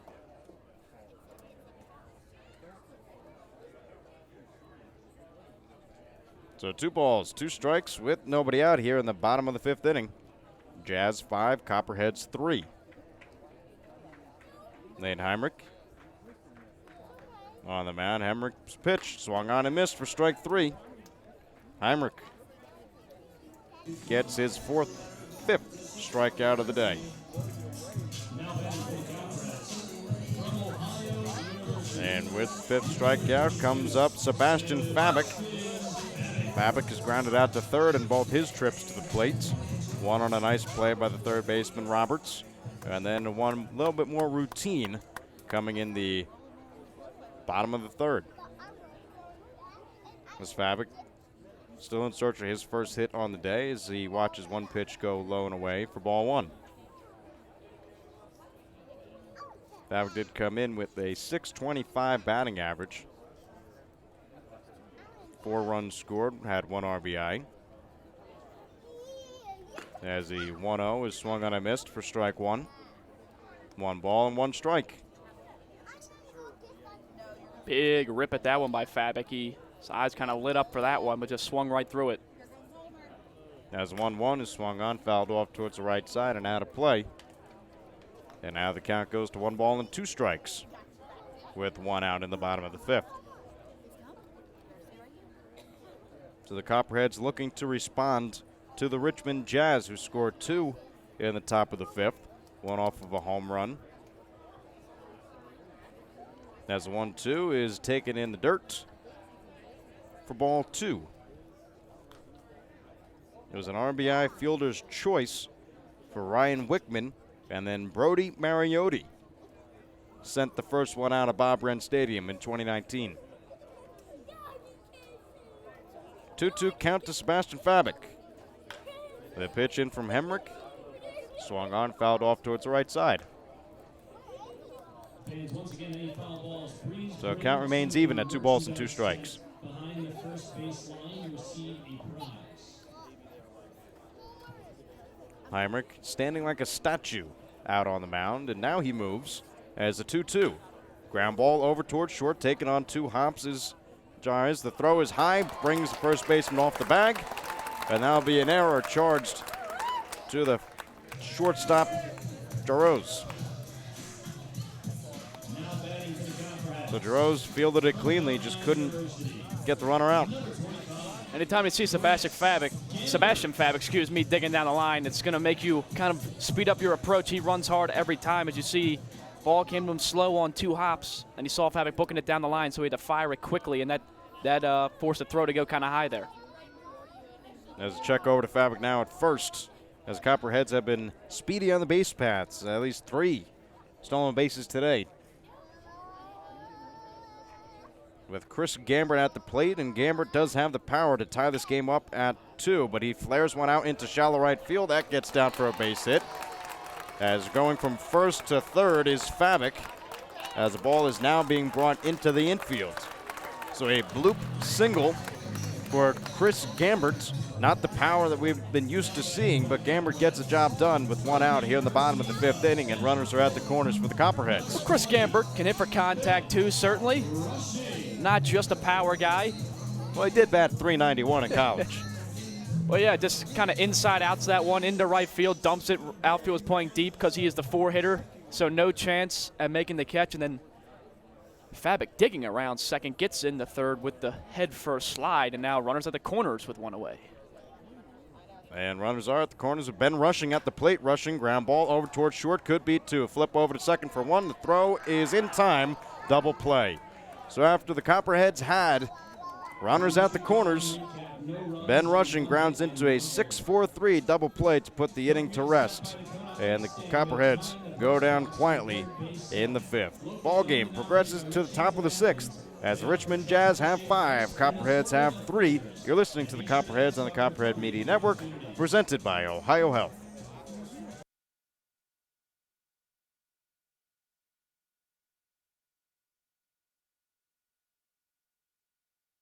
And brightest graduates from across the country each year. In fact, the company is home to many Ohio University alumni. For more details on internships and employment opportunities, visit www.fallgreenmortine.com. You will be living the life if you stay at the Holiday Inn Express with the free complimentary breakfast, high-definition television in all the rooms, and free Wi-Fi. In addition to being the only non-smoking hotel in Athens, live the life. Holiday Inn Express. Fans, Rocky Brands is much more than you think. Rocky Brands is a global leader in the footwear and apparel market with over 1,500 distributors of Rocky, Georgia Boot, and Durango brands nationwide.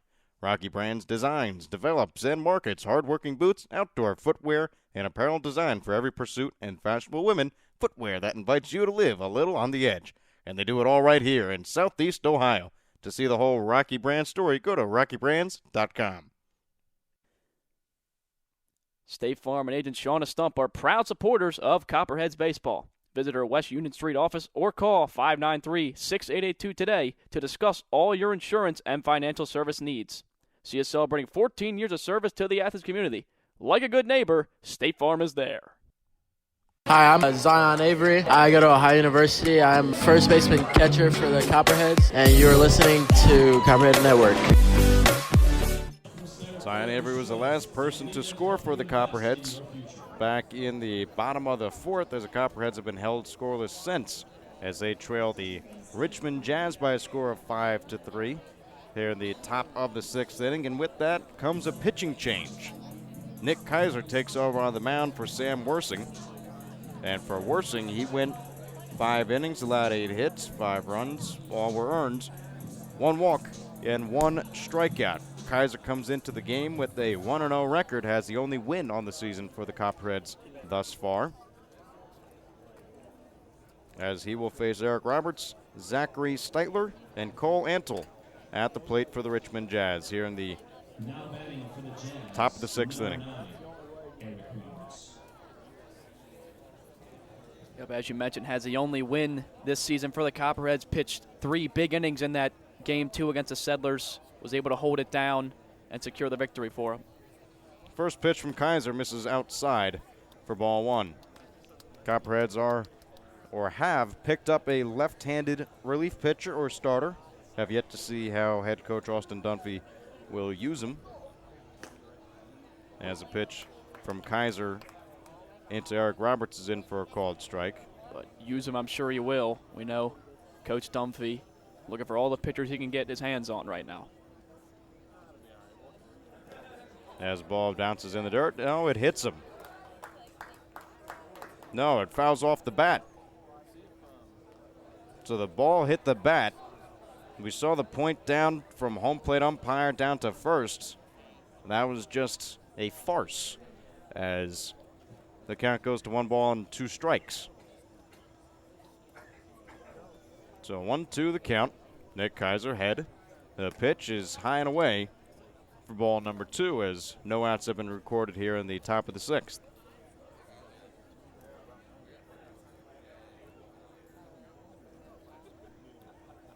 Two from Kaiser. Swung on, ground ball towards a hole on the right side. Diving, but missing it was Glasser, and the ball is in right field to Krittenberger. So with his first hit of the day, Eric Roberts is safe at first. That was good effort there from Glasser. Almost had the range to get there, but he lays down. It just gets underneath the glove of his outstretched body. And Kaiser allows the first man he faces to reach base safely. So first man is aboard, leadoff man for the Richmond Jazz. And the lefty we were talking about earlier, as the bunt was pulled back, ball goes over the glove of the catcher Gambert, and taking second base was Eric Roberts. So it was going to be a sacrifice bunt or maybe a hit-and-run bunt or something for the Richmond Jazz. But nonetheless, they get the job done and get the runner over to second base on the pass ball. Yeah, runner was going on the pitch there. So not exactly sure what exactly the plan was. He was squared to bunt and did pull it back. But nonetheless, he gets the second anyway. As the 1-0 is taken in for a called strike. The lefty we were talking about is Alex Jarrell. Alex Jarrell would be joining the Bobcat bullpen, or potentially the starting rotation, as none of that has been decided as of yet, as the count is at 1 ball and 1 strike. Ground ball over towards third. It goes left of the bag and foul. So the count goes to 1 ball and 2 strikes.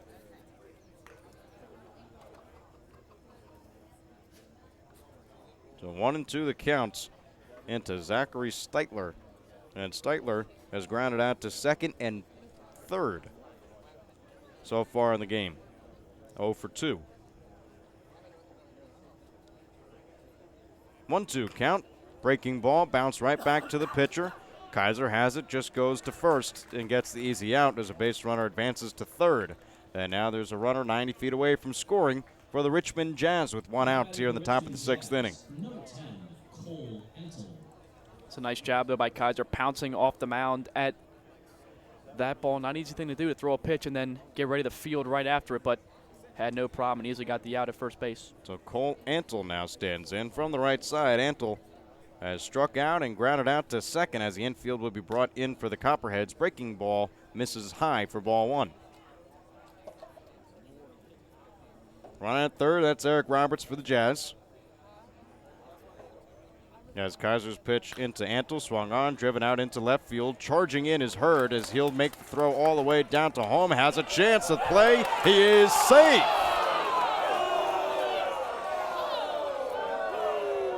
Safe is the call. Austin Dunphy will come out and will try to plead his case as the catcher, Chris Gamberts, will also plead his case to the home plate umpire. Umpiring crew for today, Andrew Bowden and Clark Husky.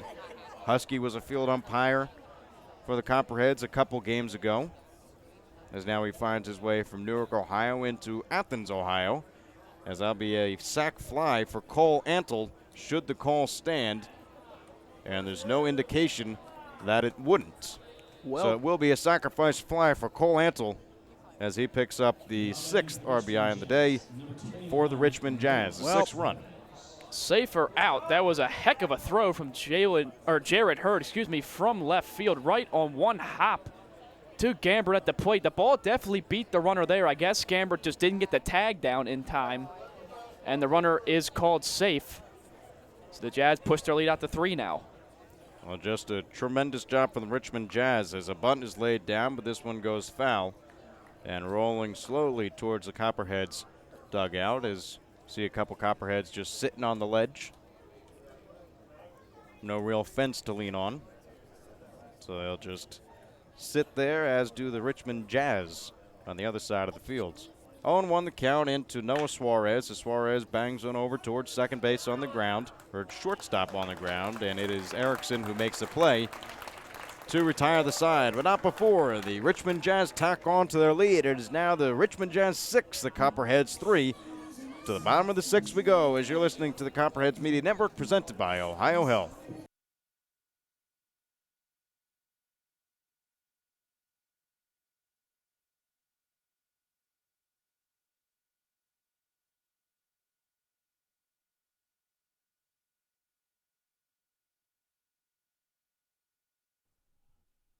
The Cat's Eye Saloon at 12 North Court Street features a great selection of craft beers on tap and in the bottle 365 days a year. The Cat's Eye Saloon is a proud supporter of the Southern Ohio Copperheads and all Ohio University athletics. The Cat's Eye Saloon, your home away from home, open 7 days a week.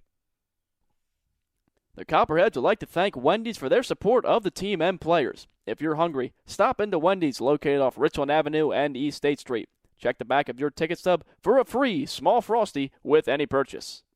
Stephanie Wood with Ohio Realty. She will help you find your next safe home. Stephanie Wood bringing home the results and going the extra distance. Ambassador Laundry, your locally owned and operated laundry and dry cleaning business, is a proud sponsor of the Copperheads. Stop by 15 West Stimson for all your laundry and dry cleaning needs. It's a grand... Hi, I'm Ben Rushing. I'm from the University of Central Florida, and you're listening to Copperheads Media Network. Well, Ben Rushing grounded into the first double play on the season for the Copperheads to end things in the bottom of the 5th, as now Zion Avery will stand in at the plate. Avery picked up a single in the 4th and came around to score. As first pitch, breaking ball from Hemrick for strike 1. So Zion Avery struck out in the 1st and then had a single in the 4th, stole 2nd, stole 3rd. I bet he would have stole home if he could have, as he swings and fouls one straight back. No balls and 2 strikes with nobody out here in the bottom of the 6th. 0-2 count. Nate Hemrick from the windup. He's ready and deals in the turf for ball 1. So 1 ball, 2 strikes, nobody out. As Nate Hemrick hasn't allowed a run since the 4th. But the main damage done against him was in the bottom of the 1st. As the Copperheads scored 2 that inning. As a 1-2 taken outside for ball 2. Yeah, Hemrick's done a real nice job settling down ever since giving up a few early runs to the Copperheads. Pitch into Avery, it hits him. And now Zion Avery, which leads the league in the GLSCL for hit by pitch, will take his base yet again with his 4th on the season. And much of the, what's the word I'm looking for, approval of the crowd. You heard them yelling as Avery didn't have flinch on that breaking ball on the inside, took it right on the hip. And now the 4th time this season he's been plunked by a pitch. And you know as well as I do, he might be going on this very next pitch.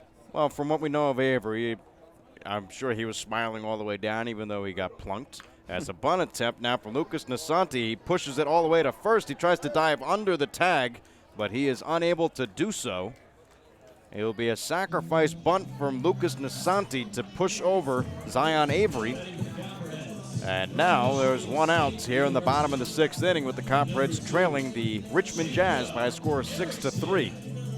Jazz looking to pick up their first win on the season as the Senior Scouts swept them in a 3-game series before the Jazz arrived in Athens.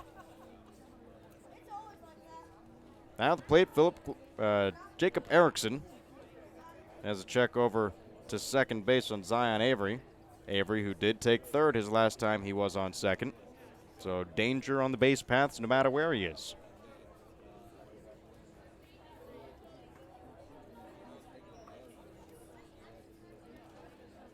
First pitch coming into Jacob Erickson, taken outside for ball 1. So the Copperheads have a runner on second base with one out here in the bottom of the 6th inning. Infield is back for the Richmond Jazz. Outfield playing straight away. The Jazz in the lime green jerseys today. Copperheads going with the home whites. As taking his time on the mound is Nate Hemrich. Zion Avery always drawing attention to himself out there on the base paths. He's just having fun out there. You can tell the kid loves to play the game. 1-0 taken all the way for a called strike. 1 ball and 1 strike. I remember in yesterday's game where he got hit by a pitch twice. He went over and just ran down to first smiling. Then when he picked up his first hit, smiling then too. Yeah, not too many guys willing to just take that pitch and let it hit him on the inside, but Avery has no problem doing that. Fastball outside misses into Jacob Erickson, brings the count to 2 balls and 1 strike. I mean, it's got to be some kind of league record, getting hit 4 times in the first 4 games. It's pretty unheard of. It is pretty unheard of. And there's no reason to hit Avery. The ball just keeps on finding him. 2 balls and 1 strike with 1 away. The pitch, it's a slow breaking ball that gets into the zone for Jacob Erickson as he watches the strike go by. 2 balls and 2 strikes with 1 out in the bottom of the 6th inning. Copperheads trailing the Richmond Jazz 6-3.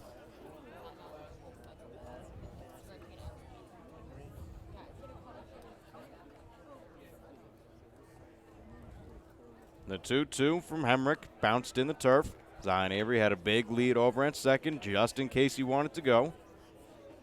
But now the count will be at 3 balls and 2 strikes with 1 out.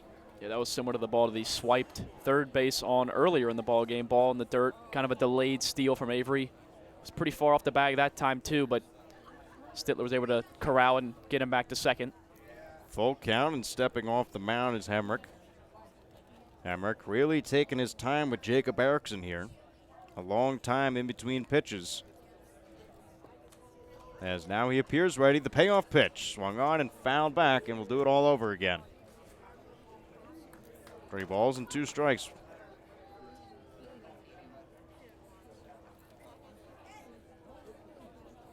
Erickson on the day, grounded out to short and struck out in the 4th.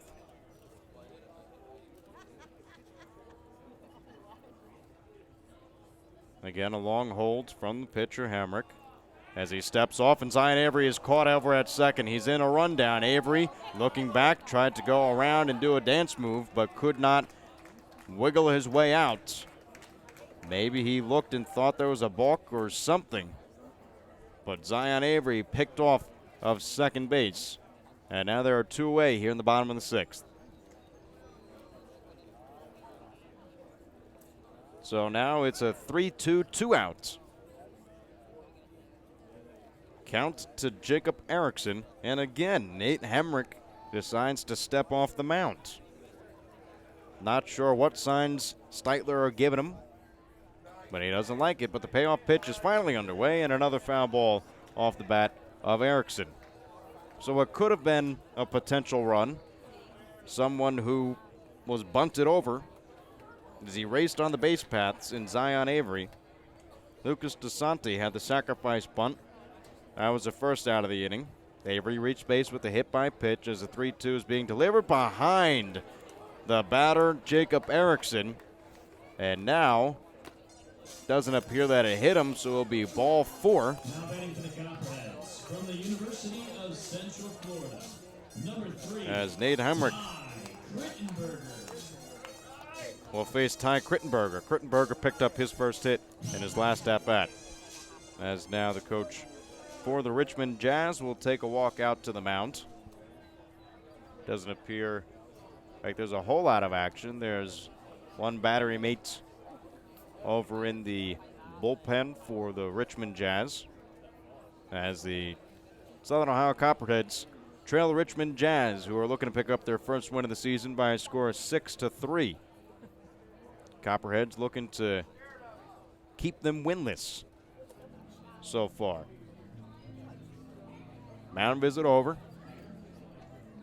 Nate Heinrich looks like he will stay out on the mound. Just kind of waddling around and trying to figure out, collect his thoughts, what he wants to do. Because he has been taking an extraordinary amount of time in between pitches.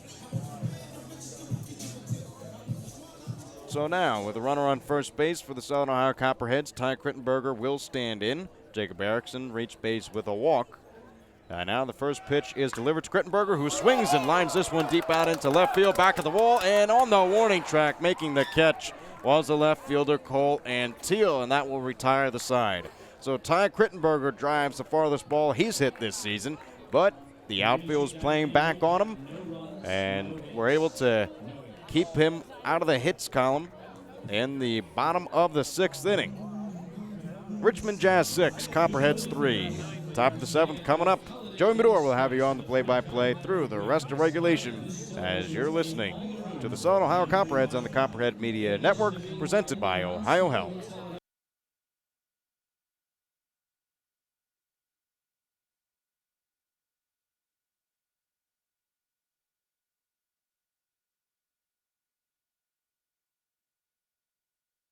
Pre-game and post-game hangout for the Copperheads. Be sure to meet us there before and after every game. From your pint to your plate, Jackie O's proudly presents over 40 beers on draft, produced right here in Athens. Newly remodeled public house and kitchen menu, uptown in-house bakery, 22-acre farm and taproom facility lunch specials, and locally sourced dinners 7 days a week. 100-plus person outdoor patio, uptown. Learn more at JackieO's.com. Instagram or Facebook today. After the game, be sure to stop by Jackie O's Uptown or the tap room in Campbell Street. Just because the game ended doesn't mean your night has to. Jackie O's, the official pregame and postgame sponsor of your Copperheads. Don't forget to stop by Kona Ice behind the press box on the third base side. Locally owned and operated by Rich Hayes of Athens. They offer tropical shaved ice in an assortment of flavors. And be sure to ask about their fundraising opportunities. Rocky. This is Jackson Mandela. I'm from Milwaukee, Wisconsin, and this is your Copperhead Media Network.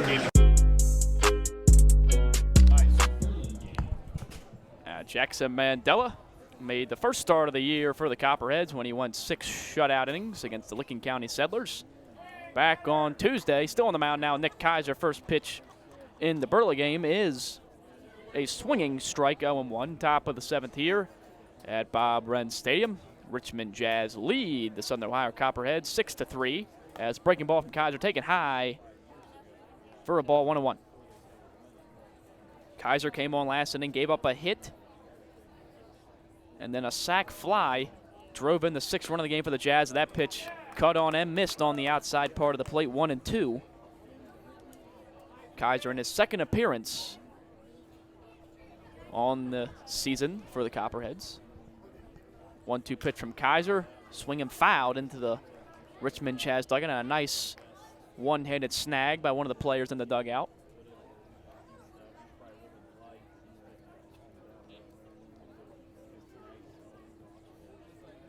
So nice, shaping out to be a nice night here in Athens. The 1-2 pitch fouled up and out of Bob Wren Stadium down the third baseline. He'll do it again at 1-2. Game was tied at 3 until the top of the 5th inning when Brody Mariotti ripped a solo home run that made the score 5-3. An RBI ground out scored the 4th run as that pitch is swung on and missed for the strikeout. Nick Kaiser gets his first strikeout of his outing in his 2nd inning of work, and there's one away now in the top of the 7th. Kaiser has really had 2 nice relief appearances for the Copperheads thus far, shaping up to be a reliable arm that Coach Austin Dunphy can use. And we know they need those reliable arms, especially right now in the season. Very thin in the pitching staff as that ball is now roped as Jared Hurd backs up, jumps up, and makes a catch out in left field by the O'Bleness Hospital sign. As it looked like it might have got over Hurd's head, but he leaps up and makes an acrobatic catch for the 2nd out of the inning to retire Ryan Wickman. Well, just an unbelievable catch from Jared Hurd. He looked up into the air, he ran back to the spot, looked up, found the ball, caught the ball, and just planted himself before he hits the O'Bleness Hospital, the Ohio Health sign out in left field. A tremendous play from Jared Hurd. So it's a loud out number 2 for Ryan Wickman, and now the first pitch into Mariotti is called a strike on the outside part of the plate, 0-1. Mariotti 2 for 3 on the day with a double, a homer, 3 RBIs. As now he lines that one back up the middle, ranging over is Glasser. He makes the play on the run, his 2nd running throw to make an out on the day, and it is a quick inning of work there for Nick Kaiser. No runs, no hits, no errors, none left on. The Copperheads trying to battle back in their home opener this season and keep the Richmond Jazz winless on the season. As we head to the bottom of the 7th inning, you were listening to Copperheads Baseball on the Copperheads Media Network, presented by Ohio Health.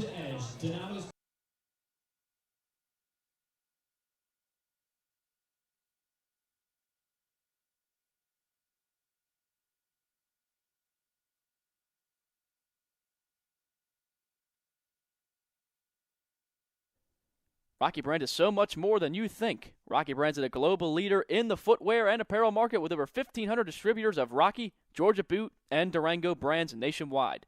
Rocky Brand designs, develops, and markets hard-working boots, outdoor footwear, and apparel designed for every pursuit and fashionable women, footwear that invites you to live a little on the edge. And they do it all right here in Southeast Ohio. To see the whole Rocky Brand story, go to rockybrands.com. State Farm and Agent Shauna Stump are proud supporters of Copperhead Baseball. Visit our West Union Street office or call 593-6882 today to discuss all your insurance and financial services needs. She's celebrating 14 years of service in the Athens community. Like a good neighbor, State Farm is there. Snyder Fuller & Stroh is one of the premier financial and insurance firms in the region. If you have questions regarding your financial, insurance, or employee benefit package, please call Mark Snyder, Jim Fuller, or Dan Stroh at 740-594-8385 or visit them online at www.snyderfullerstroh.com. That is SNIDERFULLERSTROH.com. The Cat's Eye Saloon at 12 North Court Street features a great selection of craft beers on tap and in the bottle 365 days a year. The Cat's Eye Saloon is a proud supporter of the Southern Ohio Copperheads and all Ohio University athletics. The Cat's Eye Saloon, your home away from home, open 7 days a week. The Copperheads would like to thank Wendy's for their support of the team and players. If you're hungry, stop into Wendy's located off Richland Avenue and East State Street. Check the back of your ticket stub for a free small Frosty with any purchase. Stephanie Wood with Ohio Realty. She will help you find your next safe home. Stephanie Wood bringing home the results and going the extra distance.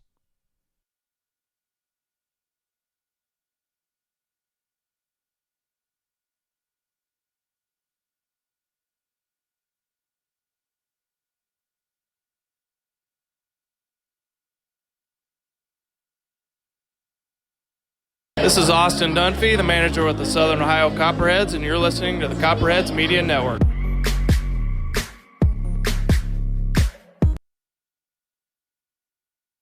Bottom of the 7th inning here, stretch time at Bob Brennan. It's the top of the order due up for the Copperheads in the bottom of the 7th inning. Jared Hurd, Phil Glasser, and Sebastian Fabic will look to put a dent into this 6-3 Richmond Jazz lead. And a new pitcher is on the hill for the Jazz. It's first pitch to Hurd will be fouled back into the screen.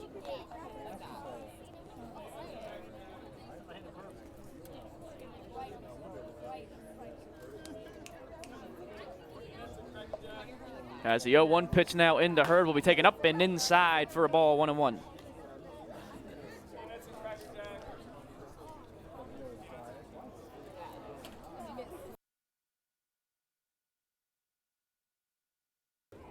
One pitch now, as that one will be fouled back over the screen to Hurd, 1-2. As Cheney Morgan is the new pitcher for the Richmond Jazz, coming in for his first appearance on the year. As 1-2 pitch now to Hurd will be taken outside for a ball, 2-2. Good spot there from Morgan, but just off the outside part of the plate. Well, I believe Morgan was a late entry into point streak this morning, as he was not there about like 3-4 hours ago. Right.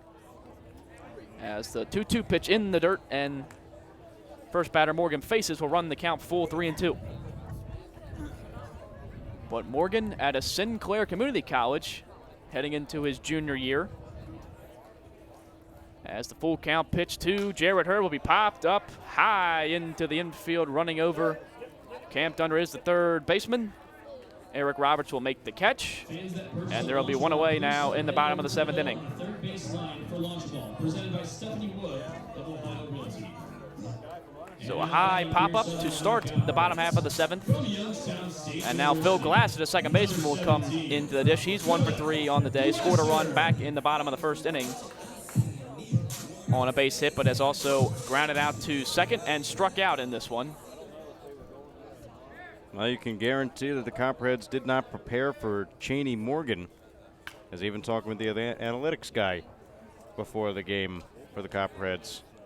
No prep on him, no idea who Cheney Morgan was before this game.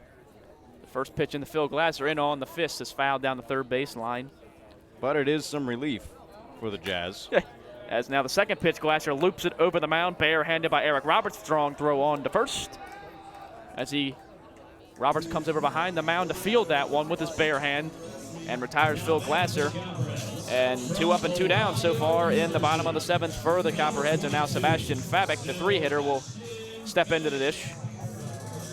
And I do say that it is relief for the Jazz because they only had 6 pitchers listed on the roster, and it's something that the Copperheads really need too, is more just arms in the bullpen.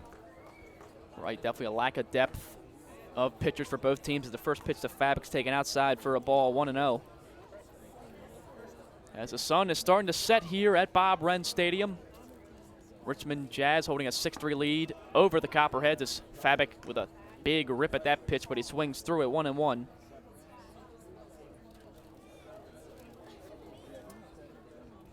So Morgan on, just added to the roster, as he blows another fastball right by Fabic, and Fabic finds himself behind in the count, 1-2. 2 down now in the bottom of the 7th. Richmond Jazz would earn their first victory on the season if this result stayed as is. As a 1-2 pitch, Sebastian Fabic will be taken outside for a ball and even up the count at 2.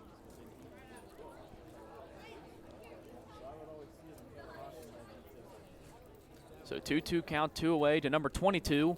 In on the right-handed batter's box, pitch outside, swung on and missed. Morgan gets Fabic swinging for the final out of the inning, and the Copperheads go quietly in the bottom half of the 7th. 3 up, 3 down. As we head now to the top of the 8th inning, Richmond Jazz still holding on to a 6-3 lead over the Copperheads, who are looking to come back here and not drop their home opener. As we will head into the top of the 8th inning. You were listening to Copperheads Baseball on the Copperheads Media Network, presented by Ohio Health.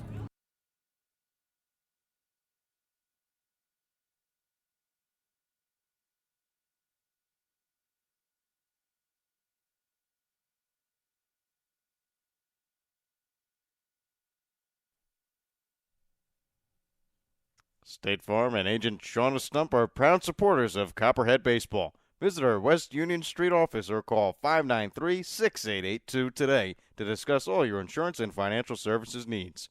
She's celebrating 14 years of service in the Athens community. Like a good neighbor, State Farm is there. Snyder Fuller and Stroh is one of the premier financial and insurance firms in the region. If you have questions regarding your financial, insurance, or employee benefit package, please call Mark Snyder, Jim Fuller, or Dan Stroh at 740-594-8385 or visit them online at www.snyderfullerstroh.com. That is SNIDERFULLERSTROH.com. The Cat's Eye Saloon at 12 North Court Street features a great selection of craft beers on tap and in the bottle 365 days a year. The Cat's Eye Saloon is a proud supporter of the Southern Ohio Copperheads and all Ohio University athletics. The Cat's Eye Saloon, your home away from home, open 7 days a week. My name is Chris Gamer from Louisville, Kentucky. Shout out to all my Bellarmine Knights. You're listening to Copperheads Media Network. Eighth inning here at Bob Wren Stadium in this matchup between the Richmond Jazz and the Southern Ohio Copperheads. 6-3 Richmond Jazz right now as Nick Kaiser deals the first pitch to Mike Steffen as that pitch will be taken outside for a ball, 1-0. As Steffen 2 for 3 on the day, 2 singles. As he rips that one up the middle, that'll be his 3rd single of the day, and it'll be 3 for 4 day for Mike Steffen. And the Jazz have their leadoff man on now in the top of the 8th inning.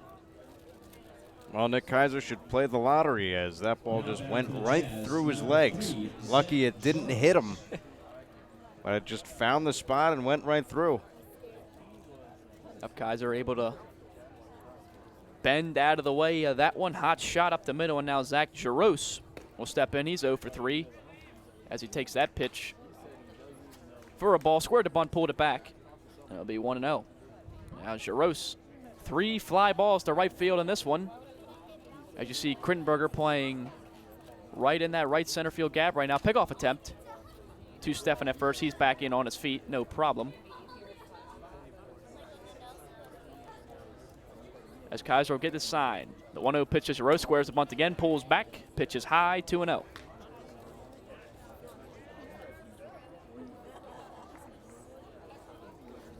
So a lot of early action in this game. 2 runs scored by both teams in the first inning. Jazz followed up with a run in the top of the second to make it 3-2 as 2-0 pitch taken for a strike right down the heart of the plate. 2-1. Copperheads tied it up at 3 in the bottom of the 4th, but 2 runs in the top of the 5th inning for the Jazz, followed by another one in the 6th, and that's how we stand at 6-3. Another bunt attempt from Jaros, but this one he will make contact with, and it will go foul into the first base side batter circle, and the count will be even at 2. So Jaros should not be bunting on this pitch as Ben Rushing backs up to normal depth at third base now. That's a 2-2 pitch. Breaking ball almost bends back to the inside part of the plate, but not quite there, and count will be full now with a runner on first and nobody down in the top of the 8th inning. 3-2 pitch. Runner goes. Pitch high. Ball 4. No throw needed. Runner will have second base, and now the first 2 men are on for the Jazz in the top of the 8th inning. And the third baseman, Eric Roberts, will step into the dish. I did enjoy how Mike Steffen just kind of slowed down. He, instead of running all the way to second, he kind of just put on the brakes before stopping. Well, no need to do more running than you have to. Line drive to Ben Rushing, hits off his glove as he was jumping, could not make the play. All runners are safe, and now the sacks will be full for the Richmond Jazz here in the top of the 8th inning with nobody out. I would think, since he had to jump up to catch it, that will be scored an infield base hit for Eric Roberts. Well, nonetheless, those bases will be loaded. Austin Dunphy is coming out to the mound to talk to his pitcher, Nick Kaiser. And it was scored a single. Official scoring on Point Streak does have it as a single. That was a hard play for Ben Rushing to make. Split decision, had a jump to get it, hit his glove, so could have had it, but a tough play, and correct decision made to score that as a single. Yeah, Rushing had to leave his feet to try to make that play. Obviously very tough, and it just, when it kicked off his glove, it rolled too far away from him, and Steffen was able to get to third base safely as no one was covering third. So now sack's full, nobody away. Catcher batting eighth, Zach Stittler comes up to the dish. He's 0 for 3 on the night. Fans, just a reminder, all outfielders are gallery. As bases are loaded, infield drawn in, outfield at normal depth. Here comes the first pitch to Stittler. He does not waste his time swinging, grounds it into the third base dugout. Foul ball, 0-1. Well, I saw some statistics on Major League Baseball, and when you bring the infield in like this. As the 0-1 pitch, Stittler thought about going after it. Appeal down to the base umpire, Clark Husky. Pitch called a ball, 1-1. And when I was looking at the statistics, it showed that the batting average significantly rose on the batter at the plate, but then the amount of runs scored went down. Interesting how all that works as a breaking ball from Kaiser. Catches the outside part of the plate. Now he's ahead in the count, 1-2. So there's a better chance of having the no-run score on a hit or on a ground ball, line drive, whatever it might be, with the infield in. Well, baseball's all about the numbers these days as Stittler fouls that one off his foot in the box. So he will get another chance now at 1-2 as Kaiser pounced off the mound, ready to make a play at the plate. But home plate umpire Andrew Bowden makes the call, and it will be a foul ball. And then subsequently, when the infield is drawn back, the run does score on anything hit in the infield. So it kind of works in the Copperheads' favor. 1-2 pitch to Stittler, fouled over the press box. And we'll do it again, 1-2. It is nice to see that the stats are backing up what baseball has done for many years.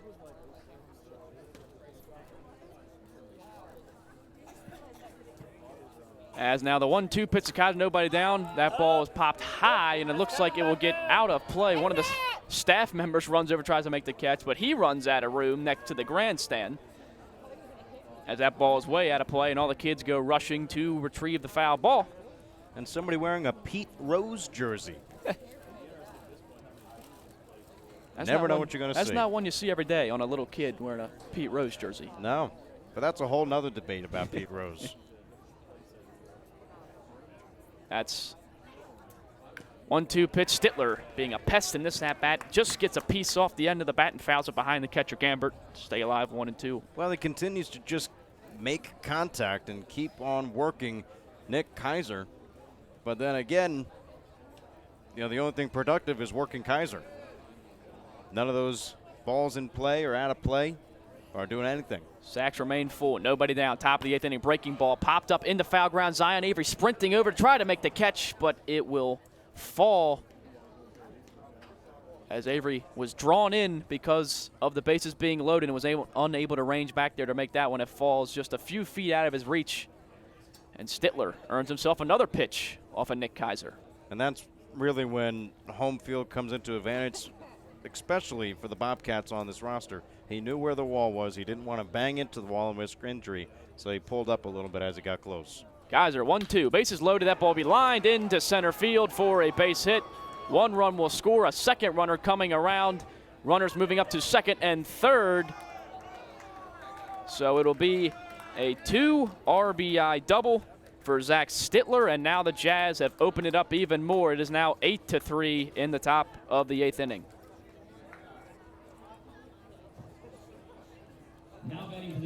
Well, about those stats I talked about, none of them really matter when the ball's hit that hard out into the outfield. So it is 2 RBIs for Stittler. The Jazz extend their lead and still threatening with 2 runners in scoring position. That ball is grounded to Erickson. He fires it on the first to record the first out of the inning. So Cole Antle is retired. And Nick Kaiser finally has himself an out now in the top half of the eighth inning. And now back to the top of the order, Noah Suarez will dig in. As both runners holding at second and third. on that play.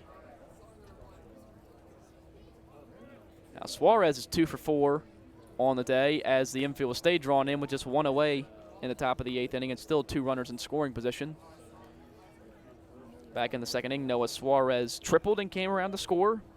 And then in the 5th inning, he singled and was drove in, as that ball will be fouled way out of Bob Wren Stadium down the first baseline, 0-2. So Kaiser, this outing a little bit rougher than his first one. In the last game he pitched in, has now surrendered 3 runs out of the pen. As that ball will be broken, bat lined up the middle just enough to get past Glasser's glove. 1 run comes in, here comes a 2nd run. And the Jazz have hung a 4 spot now in the 8th inning. And it is 10-3 over the Copperheads. Just a real unfortunate turn of events here for Kaiser. A long battle with Zachary Steitler. Drained him a little bit in that at-bat. Had a good pitch, but it got driven out into left center field. Then with the single right here from Noah Suarez, Kaiser was able to get Antle to ground out. But after working through and laboring through these past couple innings, you have to ask how much is left in the tank for Nick Kaiser. So now 4 runs have come across as the first pitch to Jake Burlingame will be cut on and missed, 0-1. So it is now 2 RBIs for Noah Suarez on the broken bat single up the middle. As that pitch will be taken for a strike, 0-2. Suarez bluffed the steal to second and stayed put at first base.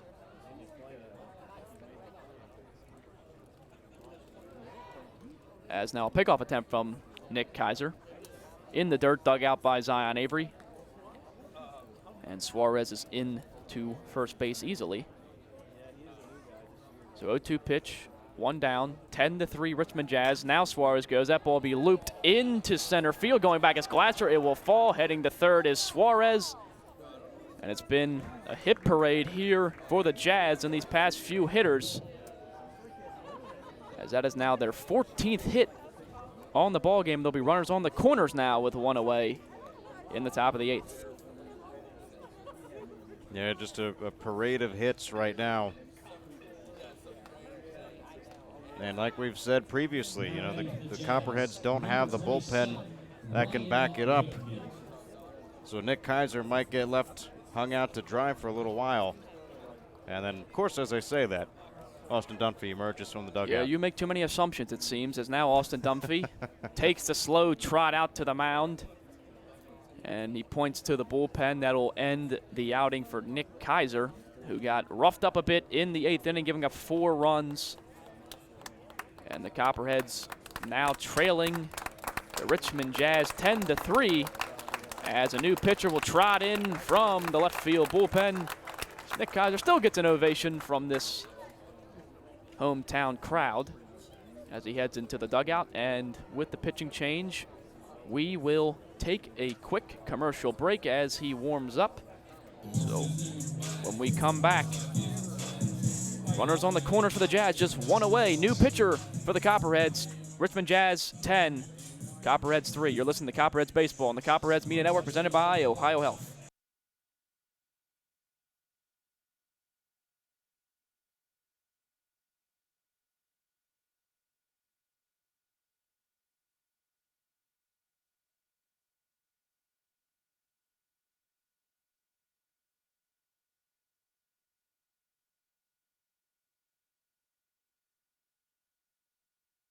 Donato's is the exclusive pizza provider of the Southern Ohio Copperheads. With toppings loaded from edge to edge, Donato's Pizza will be sure to satisfy your hunger. Located at 688 East State Street in Athens, make Donato your pizza of choice today. Order by calling 740-529-5049 or order online at donatos.com. Southern Ohio Copperheads would like to show our support for Echoing Hills. Echoing Hills provides individuals a place to call home and a comfortable and safe environment where they can achieve their dreams surrounded by supportive friends and staff. For more information, contact them at 740-594-3541. Fall Green Mortine, one of the nation's leading integrated marketing and communication firms, prides itself on hiring the best and brightest graduates from across the country each year. In fact, the company is home to many Ohio University alumni. For more details on internships and employment opportunities, visit www.fallgreenmoretine.com.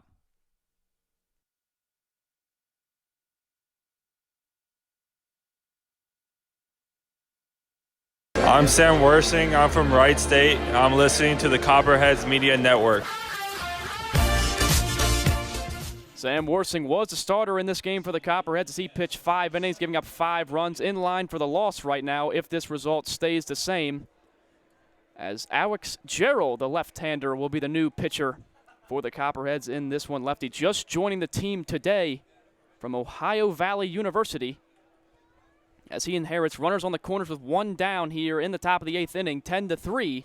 Richmond Jazz's first pitch is fouled back into the screen to the number 3 hitter playing right field, Ryan Wickman. Now, Wickman does not have a hit on the day. He did come around to score on a walk back in the first inning. As the 0-1 pitch, runner stealing towards second. Ball will be in the dirt, no throw. And Jake Burlingame will have a stolen base, and now there'll be 2 runners in scoring position with 1 away for the Jazz.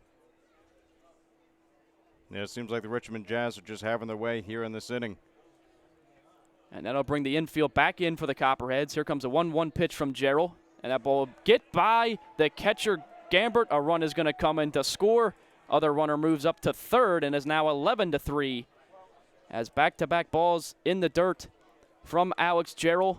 Chris Gambert unable to handle that one, and another run comes in the 8th inning. Now 5 runs for the Jazz as they've really opened this one up late in the ball game. Yeah, well, scoring 5 runs here in the top of the 8th inning. Not what Austin Dunphy had expected going into this inning. Nick Kaiser had pretty good appearances in his first time out for the Copperheads, had 2 good innings, and then everything just kind of fell apart here in the top of the 8th. So now infield remains in. Pitch from Gerald taken right down the heart of the plate for a strike. It'll be a 2-2 count with 1 away in the top of the 8th. Richmond Jazz lead the Copperheads 11-3. As he kicks and deals a 2-2 inside. This one will now bounce away from Gamble. Another run will come in on a wild pitch. And some struggles from the new lefty for the Copperheads upon coming in. 3 balls in the dirt, 2 get away from the catcher Gambert, and is now 12-3 here at Bob Wren Stadium. Yeah, the floodgates have been opened, and so far they have not been closed. 6-run inning. Richmond Jazz are well on their way to picking up the first win of the season. Full count pitch to Wickman, grounded up the middle. Phil Glasser ranges over, makes the play. Strong throw over to first to Zion Avery to record the second out of the inning. So Wickman is retired, 2 down now in the top of the 8th, and that will bring in the 4-hitter, Brody Mariotti. Mariotti is 2 for 4 on the day with a double, a home run, 3 RBIs. And he will look to continue this rally that the Jazz have had here in the 8th inning. As Gerald toes the rubber, winds up, kicks and deals. The first pitch to Mariotti taken outside for a ball, 1-0. As the Jazz have now batted around in this 8th inning. As here comes the 1-0 pitch, and Mariotti will take a big cut at it, but comes up with nothing, and they'll even up the count at 1. Yeah, for Mariotti, had 13 home runs at Concordia, where he was a junior, batted .348. So a lot of pop in his bat, and we saw that earlier today. 1-1 pitch inside and in the dirt, blocked by the catcher Gambert, 2-1.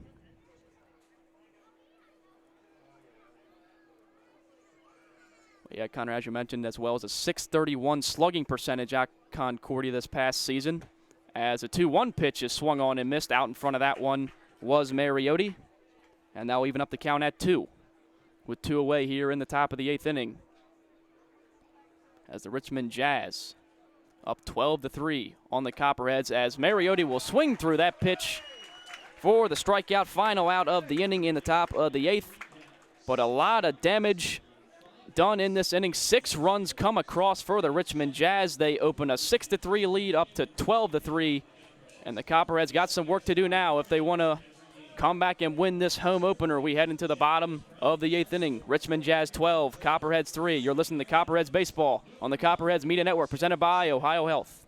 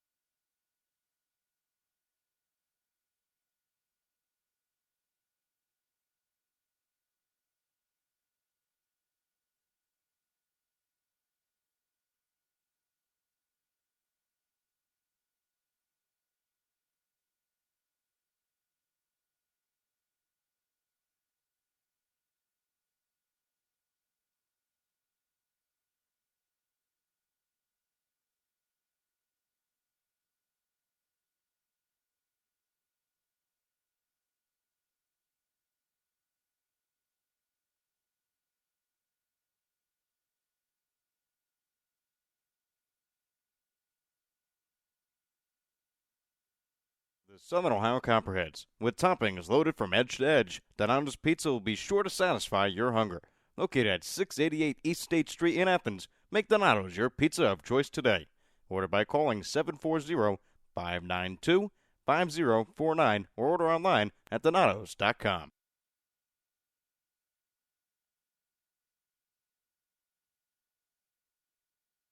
My name is Chris Gamber from Louisville, Kentucky. Shout out to all my Bellarmine Knights. You're listening to Copperheads Media Network.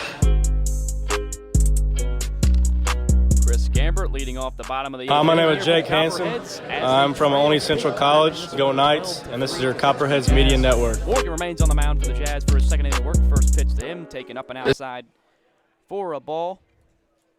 1-0 to Chris Gambert, who has 2 hits in this ball game, as he will have an excuse me swing there back to the mound. Morgan fields it cleanly, walks it over to first base, flips it to the first baseman, and there will be 1 away now in the bottom of the first inning.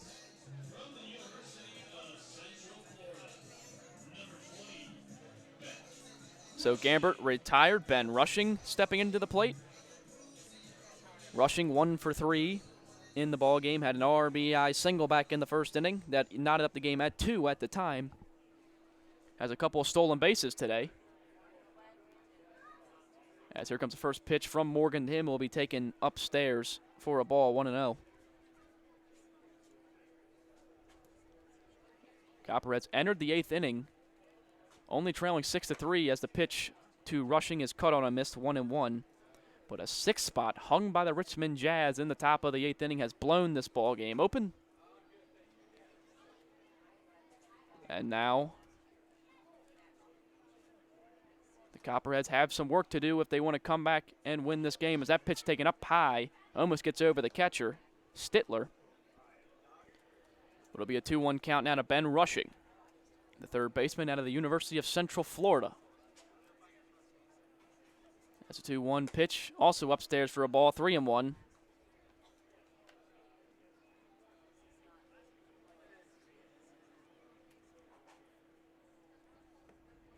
As Ben Rushing in the driver's seat now. 3-1. 1 out here in the bottom of the 8th. Cuts on it and misses. Took a healthy hack at it, but came up with nothing, and they'll run the count full now with 1 away.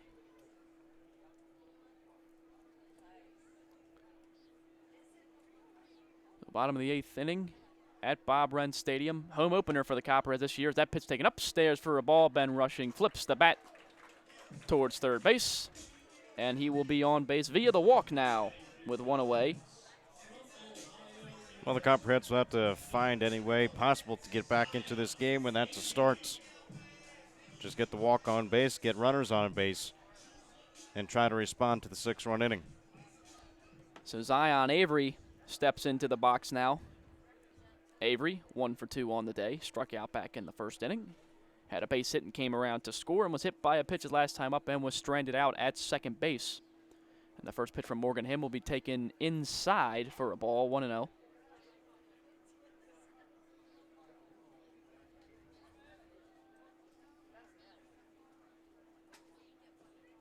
As it's now 12-3, Richmond over Southern Ohio, as that pitch will catch the inside corner for a strike. 1-1.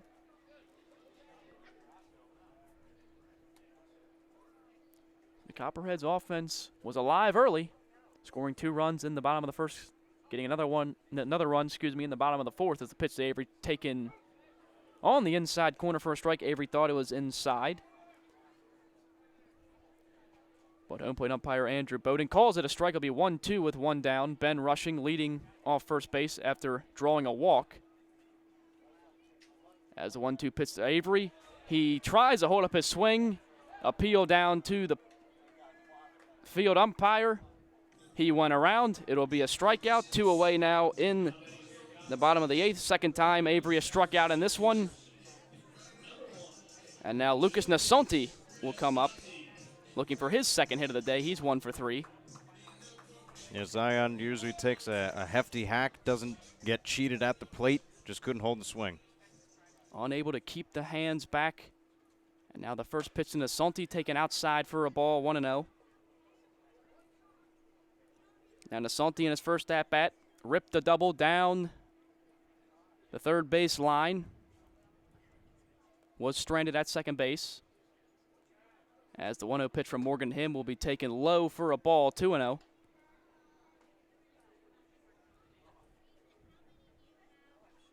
As Morgan came in just an inning ago, retired the first 3 Copperheads he's faced. Still not allowed a hit in his 1 2/3 inning, as the next pitch to Nasonti taken just above the letters for a ball, 3-0 now to Lucas Nasonti.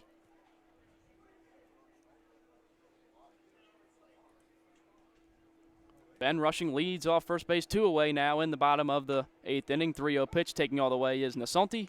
It is a called strike. That runs the count to 3-1. Yeah, down 9 runs. Most likely than not, you're not going to have the green light, 3-0. 3-1 pitch in the dirt, gets away from the catcher Stittler. Heading down to second is Ben Rushing. Jogging up the first base line is Nasonti. He will have the walk. And now runners on first and second with 2 away in the inning.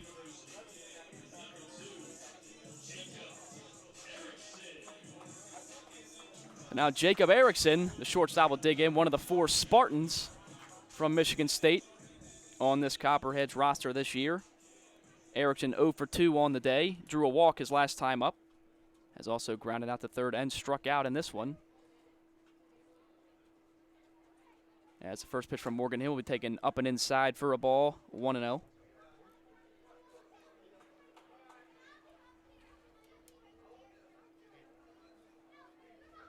As now Morgan comes set.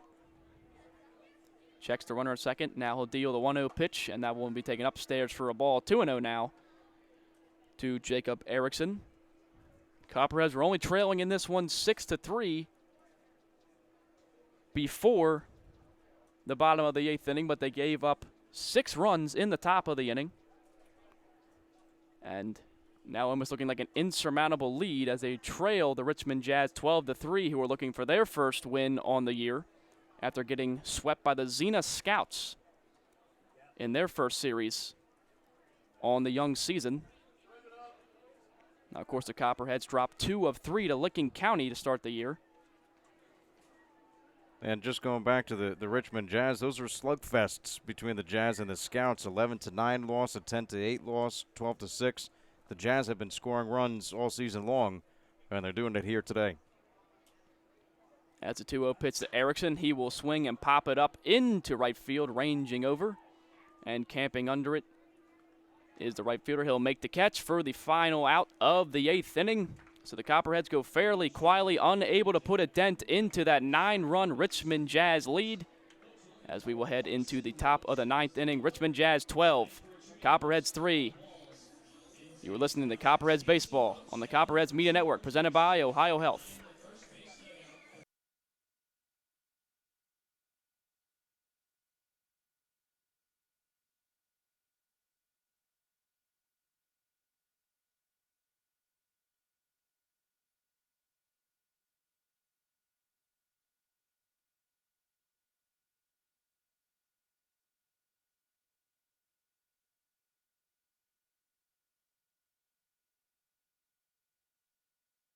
Taking place down to the left field line, it's the Orange Crush, the Copperheads version of Beat the Freeze. As we are in the middle of the 8th inning, now the Crush has been released. Orange Crush presented by Pepsi. As a Copperheads media member is rushing down the line. The fan is by the 380 mark down in right field. Orange Crush is chasing by the Oblanis Hospital sign, and the fan wins and beats the Crush. A large lead by one of the Copperhead fans. Beats the Crush, gives a high five to the Orange Crush, the man in the suit. And now, baseball will resume. Now, I was talking to the Orange Crush member a few days ago, and I remember he guaranteed me he wouldn't let a single fan beat him this year, but yet the first fan he faces on the season is able to beat the Orange Crush. Nice job by the little kid out there, booking it around the warning track. It came close down in the end there. I thought he might get him on the final stretch. The Orange Crush did cover a lot of grounds, mainly between the 380 mark out in left and then the 405 out in center, but the fan just had too big of a lead. As it's now the bottom of the 9th inning, or top of the 9th inning. Top of the 9th inning is Wright Connor as the first pitch to Mike Steffen is a called strike. From Alex Gerald, here comes the second pitch with nobody down in the dirt for a ball, 1-1. Now, I'm not saying that Orange Crush job is easy by any means. The kid gets a 10-second head start, but I'm just saying he was telling me that there wasn't going to be a single fan that beat him this year. No, he had a... As the 1-1 pitch to the called strike on the outside corner. Definitely voiced his confidence. And already takes the loss. But it's a fun event sponsored by Pepsi that they do here at Bob Wren Stadium as a part of the Copperheads. As the 1-2 breaking ball is fouled into the third base dugout. Glad to see the fans still having a good time despite the Copperheads being down. Big here late, 12-3 Richmond Jazz lead. The Jazz look for their first win on the young season. The Copperheads in danger of dropping the home opener as the 1-2 pitch from Gerald taken up and outside for a ball. It'll be 2-2. And now the Orange Crush is now walking back onto the pavilion, slowly walking back into the press box, shaking his head. 2-2 from Gerald, fouled by Steffen. Looks like he got him on the foot there as he takes a little walk around the home plate circle. And we'll do it again, 2-2. Now Gambert goes to talk to Gerald, his pitcher. As we mentioned earlier, Alex Gerald, out of Ohio Valley University, added to the roster just today. And quick turnaround for Gerald, already on the mound for the Copperheads after just arriving to the team today. But I have an idea. Coach Dunphy let him know that he was going to have to be ready as soon as possible as the 2-2 pitch is lined over Zion Avery's head into right field. Coming over as Quintenberger picks it up cleanly, fires it back into the infield, and the Richmond Jazz will add another hit to their total. That is now 15 on the ball game, and the leadoff man is on in the top of the 9th.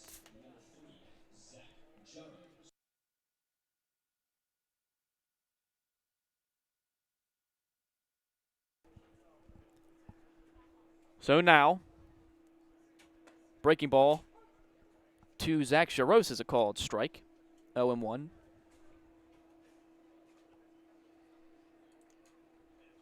As the Jazz struck for 6 runs in the top of the 8th inning to push their lead out to 12-3 over the Copperheads. That breaking ball in the dirt for a ball, 1-1. As some of the crowd has started to make its way towards the exit. Well, it is a late night. 7 o'clock starts. 1-1 pitch fouled down towards OSF out there in the first base foul area, 1-2. A lot of kids might be nearing their bedtime. But glad they showed up to the ballpark today. 1-2 pitch up and outside for a ball, 2-2. As Gerald seemed to lose the grip on that one. It'll be a 2-2 count. And you also see the bounce house down the line out in right field is no longer inflated. 2-2 pitch, breaking ball lined into foul territory.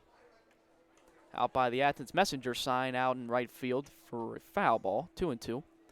I mean, we heard before the game that the bounce house wasn't even going to be up. And then there it was. Some point during the game, they figured it out. And hopefully it'll be back tomorrow. 2-2 pitch from Gerald will be a fly ball into right field. Krittenberger takes a couple steps in, makes a catch. And the first out now in the top of the ninth. But I know I was pretty upset to hear that the bounce house went blown up because I had to lug that thing out there yesterday. So I know it blows up. Somebody had to test it. Yeah, and it wasn't. What were you doing during that? I mean, somebody else has to run the stream, right? Although there was no stream at that time. First pitch from Gerald to Eric Roberts, taken for a ball. Someone's got to do the dirty work for us, so I'll gladly take the role. As the 1-0 pitch, one away here in the top of the ninth. It's a grounder to Phil Glasser. He takes it on a hop, fires it on the first base. Runner moves up to second. But Eric Roberts is retired, and there are 2 away now in the top of the ninth as the runner moves into scoring position. And now Zach Stittler, who picked up a 2 RBI single his last time up. Or correction, a 2 RBI double. Last time up, ripped it into left center field. That kind of started the outburst for the Jazz in the top of the 8th inning. As that pitch is way outside from Gerald. And Stefan will take a trot down to third easily.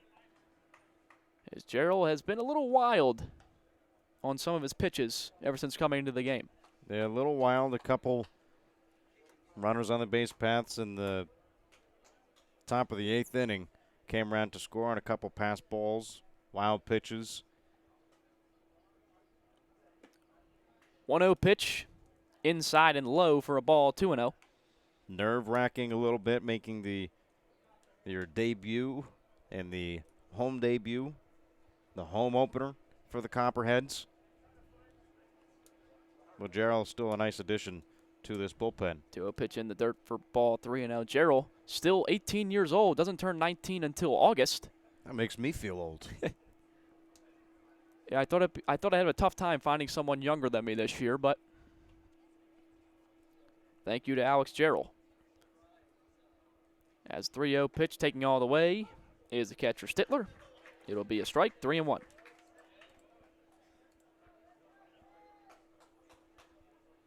So runner on third.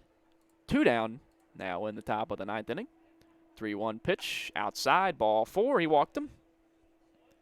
And there'll be runners on the corners now with 2 away for the 9-hitter, Cole Antle, who picked up an RBI sac fly back in the 6th inning. On a tight play at the plate, Jared Hurd fired the ball into the plate to the catcher, Gambert. Tag was not in time, and the run did score.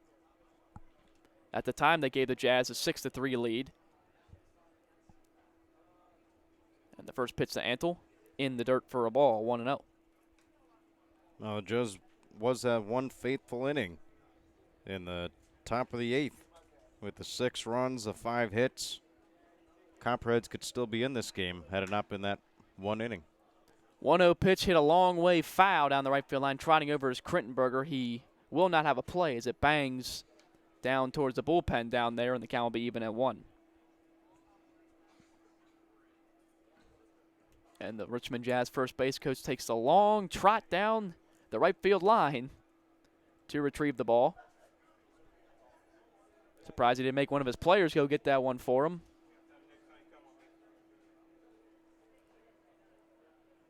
But now we are ready. 1-1, 2 down. Swing from Cole Antle. He tried to hold up, but home plate umpire Andrew Bowden calls it a strike, and it'll be 1-2 with 2 down. So Gerald just a strike away from finishing out his 2nd inning of work. Here comes a 1-2 pitch. It'll be fouled down the first base line up towards the hill, towards a sea of young Copperheads fans out there. Well, somebody tried to make a nice backhand play on the mound out there, and just the ball hopped up, hit him in the chest. As a young fan appears to be all right. Yeah, it looks like he shook it off there. Here comes a 1-2 pitch from Gerald. Breaking ball taken upstairs for a ball, 2-2.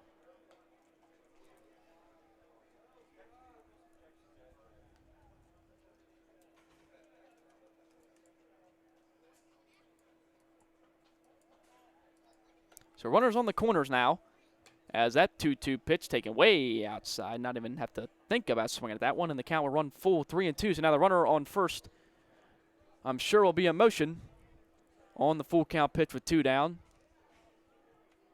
As we have a staff member now standing right in front of our press box here at Bob Wren Stadium. Well, Ryan Donahue, the field and operations manager over at Bob Wren Stadium. The guy who made me have to blow up that kid zone that we talked about earlier. The 3-2 pitch is taken for strike 3 called. Got him on the fastball. As we will head into the bottom of the 9th inning now. Jazz do not score a run, although they threaten with runners on the corners. And now the Copperheads got some work to do in the bottom of the 9th if they're going to make this one a ball game. So we head into the bottom of the 9th. Jazz 12, Copperheads 3. You're listening to Copperheads Baseball on the Copperheads Media Network, presented by Ohio Health.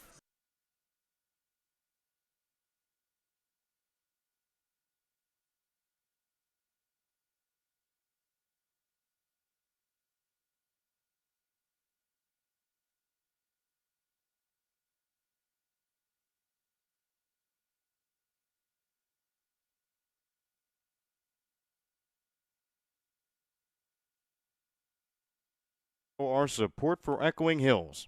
Echoing Hills provides individuals a place to call home and a comfortable and safe environment where they can achieve their dreams surrounded by supportive friends and staff. For more information, contact them at 740-594-3541. Fall Green Moortine, one of the nation's leading integrated marketing and communication firms, prides itself on hiring the best and brightest graduates from across the country each year. In fact, the company is home to many Ohio University alumni. For more details on internships and employment opportunities, visit www.fallgreenmoortine.com.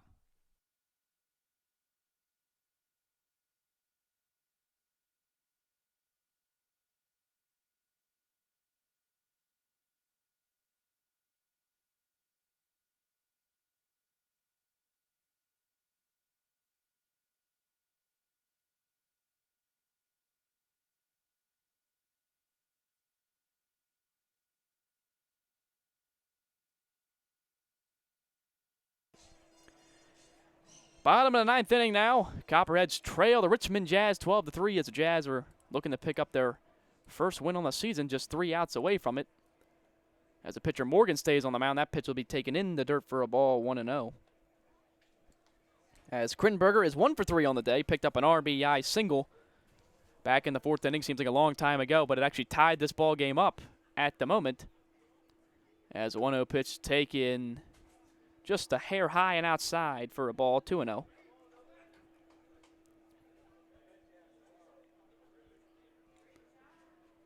As here comes 2-0 pitch, Krittenberger taking upstairs for a ball, 3-0, and Morgan starting to lose his own a bit here in his 3rd inning of work.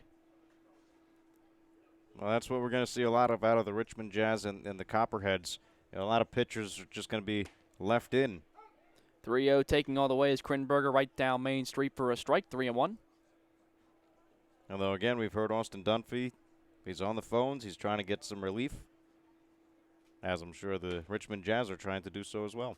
3-0 pitch taken outside for a ball, so Krittenberger works a leadoff walk in the bottom of the 9th. And if you're going to start a 9-run comeback, leadoff walk might not be the worst way. No, I mean, any way you get a base runner on, that's what you got to do. So now the lineup will turn over to the leadoff hitter, Jarrett Hurd. Hurd is 0 for 3 on the day. Came around to score back in the 1st inning after getting hit by a pitch, but has not recorded a base hit since, as he takes that pitch outside for a ball, 1-0. As Morgan starting to lose the zone a bit here in this 9th inning. As worried about Krittenberger at first. Throws over.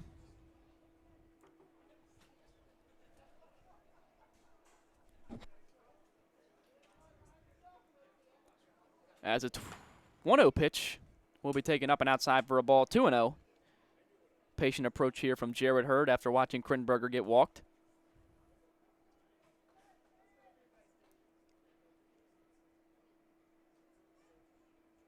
So here comes the 2-0 delivery from Morgan, taken on the inside corner for a strike. 2-1 now to Jared Hurd. Hurd made a heck of a play out in left field earlier when he had to leap up to make a catch and banged into the wall, which saved extra bases. Now Hurd hits a fly ball into left center field. Ranging over is the center fielder, Burlingame. He will make the catch for the first out at the bottom of the 9th inning. So, can of corn out there in center field for Burlingame.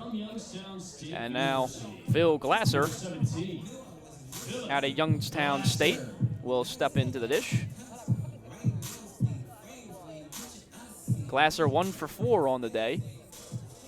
Had a base hit and stole a bag back in the top of the first inning. Came around to score on a RBI base hit from Ben Rushing.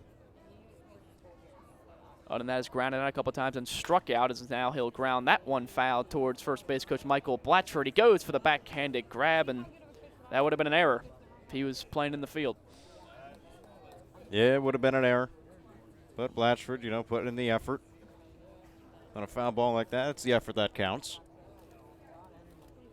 Blatchford in his first year as assistant coach of the Copperheads. This ball squirts through the catcher, Stittler.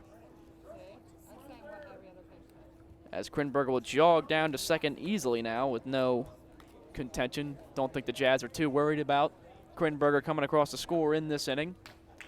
And the count will be even at 1-1 now to Phil Glasser.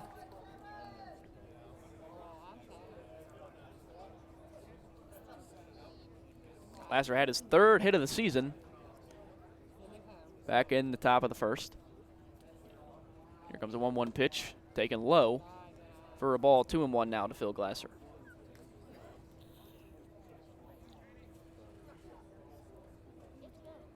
Glasser, of course, had the first RBI of the season for the Copperheads back in Game 1 in their 3-1 loss to the Licking County Settlers. 2-1 pitch outside for a ball. 3-1.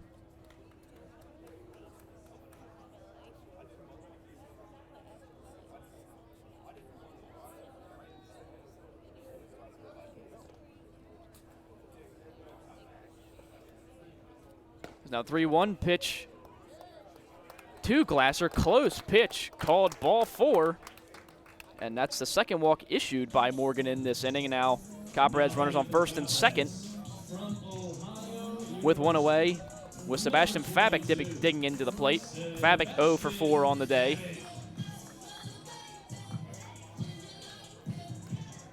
So the Ohio Bobcat is where he, at least where he plays his college ball, digs into the right side of the batter's box. As a pitch will be low and in the dirt for a ball. It'll be a 1-0 count with one away here in the bottom of the 9th, 12-3 Richmond Jazz over the Copperheads. The Jazz were swept in their first series by the Xena Scouts. So just a couple outs away from their first win of the year as Fabic fouls that one back into the screen. It'll be a 1-1 count. Copperheads, of course, lost 2 of 3 of the Licking County Settlers in threatening to fall to 1-3 here, barring quite a rally here in the 9th inning as Fabic cuts on that pitch on the outside part of the plate and will come up with nothing. It'll be a 1-2 count.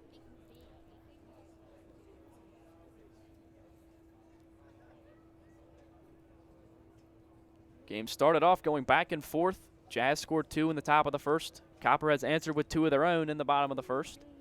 Jazz added another run in the top of the second to make it 3-2. Copperheads would then knot it up at 3 in the bottom of the fourth. But since then, it's been all Jazz as the 1-2 pitch to Fabic is again fouled back into the screen, and he stays alive. Count remaining at 1-2.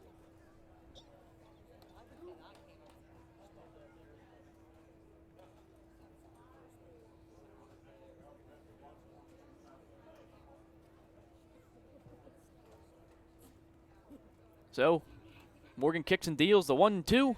Fabic thought about swinging, but the ball bounces in the dirt. He keeps his hands back. And the count will run even at 2-2.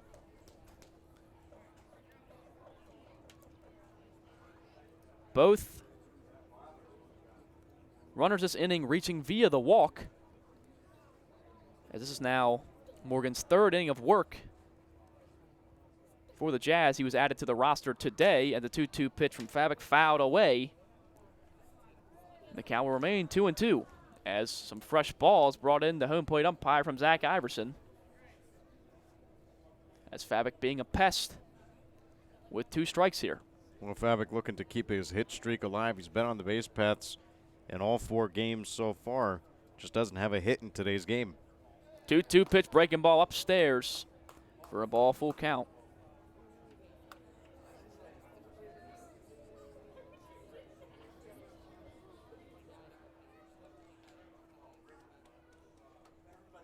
So full count, 1 away, bottom of the 9th inning.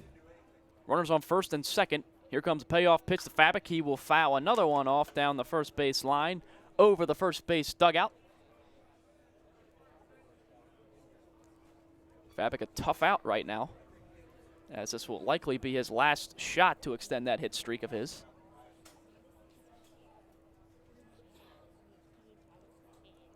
"12 runs, 15 hits, 1 error for the Jazz. 3 runs, 7 hits, no errors for the Copperheads. Full count pitch to Fabic. He lines one into left center field. That ball is carrying, and it will get over the center fielder, Burlingame. Krittenberger held up to make sure the ball fell in. Now he is being waved home. No throw. Glasser pulls into third, Fabic into second. And right on cue, Sebastian Fabic will extend that hit streak. Second double of the year, second RBI of the year, and it's now 12-4. Well, you knew if Sebastian Fabic was playing in the game, he was going to get a hit at some point. Just happened to come in the bottom of the 9th. Fabic has really come out and impressed so far in the early GLSEL season. And he deserves to be batting in that 3 spot. So now the first Copperhead with multi extra base hits on the year, as Fabic ropes the double into right center field. You could tell by the sound of it that ball is going to go a long way. And now with 1 away, runners on second and third, the cleanup man Chris Gambert comes into the plate. He's 2 for 4 in the ball game.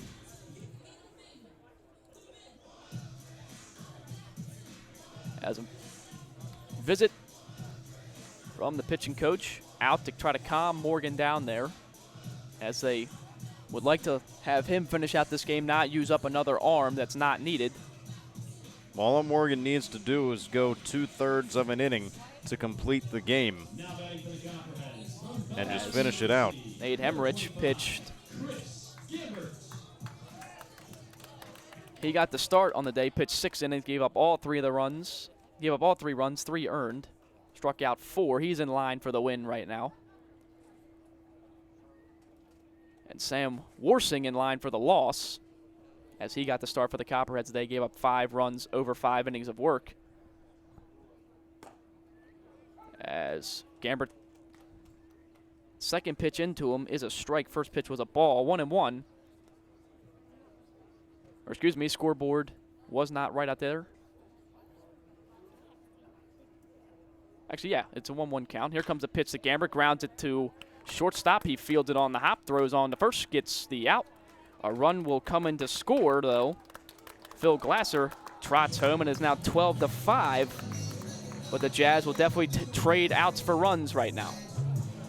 Well, they've run out of outs to trade for runs. They would have preferred to trade it out for maybe 2 or 3 runs. However, now it would have to be a 2-out rally. Serious 2-out rally if the Copperheads hope to keep this game alive. Ben Rushing has an RBI in this one. Chris Gambert picked up his second RBI in the game with that ground out. 3rd on the season, as Rushing cuts on that one and fouls it over the first base dugout. Well out of play. The count will be 0-1. Fabic moved up to 3rd on that ground ball.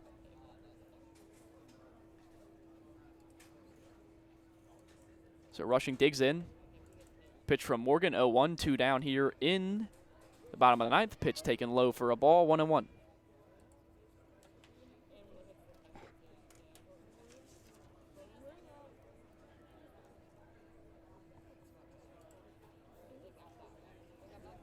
Morgan gets a sign, comes set. 1-1 pitch to Rushing, swings right through that pitch. And it'll be 1-2 now. So Copperheads down to their final strike in this one.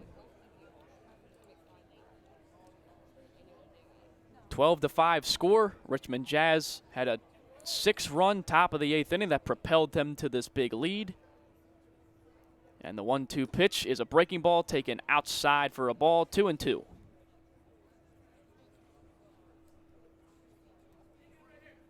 So Rushing looking to keep the game alive. 2-2, 2 down, bottom 9, runner on third. 12-5, Richmond Jazz lead the Copperheads. Rushing will ground that one up the middle for a base hit. He will get his second RBI of the game. Trotting in to score is Sebastian Fabic.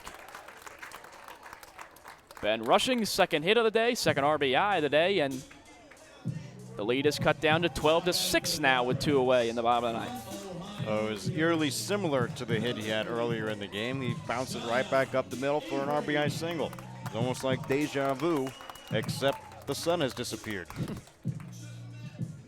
No wasted at-bats for the Copperheads in this inning, still fighting till the end as now Zion Avery digs in. He'll take that one upstairs for a ball, 1-0.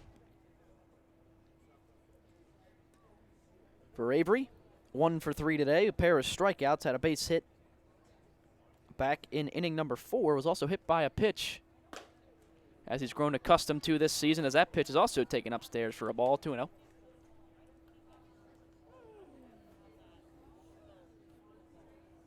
Copperheads trail 12-6 with 2 down in the bottom of the 9th inning, have scored 3 runs here in the bottom of the 9th. That pitch is a called strike, much to the displeasure of the crowd, and now it is 2-1, but a let's go Chedge chant coming in late in this one.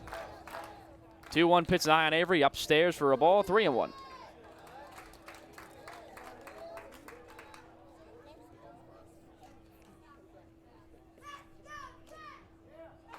So the fans still in it despite the score in this one. Down to the final pitch, it seems.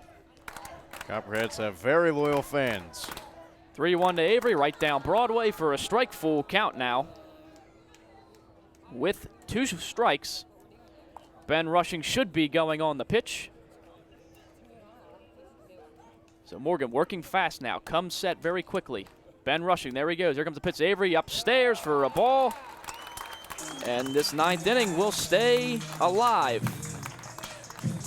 As Zion Avery works the walk, he will trot down to first. Ben Rushing now over to second, and Lucas Nasanti is coming in to hit, and Zion Avery will have a pinch runner for him. Reds number 26, Reese Trahey, coming into the game. He did not play yet. Well, he did not start in the lineup yesterday, but he actually came on to pitch a few innings for the Copperheads in the 6-3 defeat last night.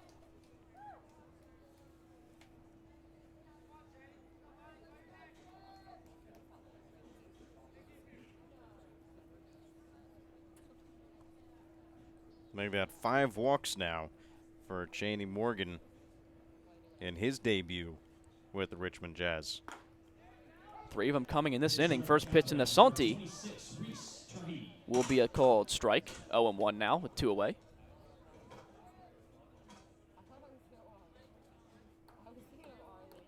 Oh, 1 pitch into Nasanti, taken upstairs for a ball, 1-1.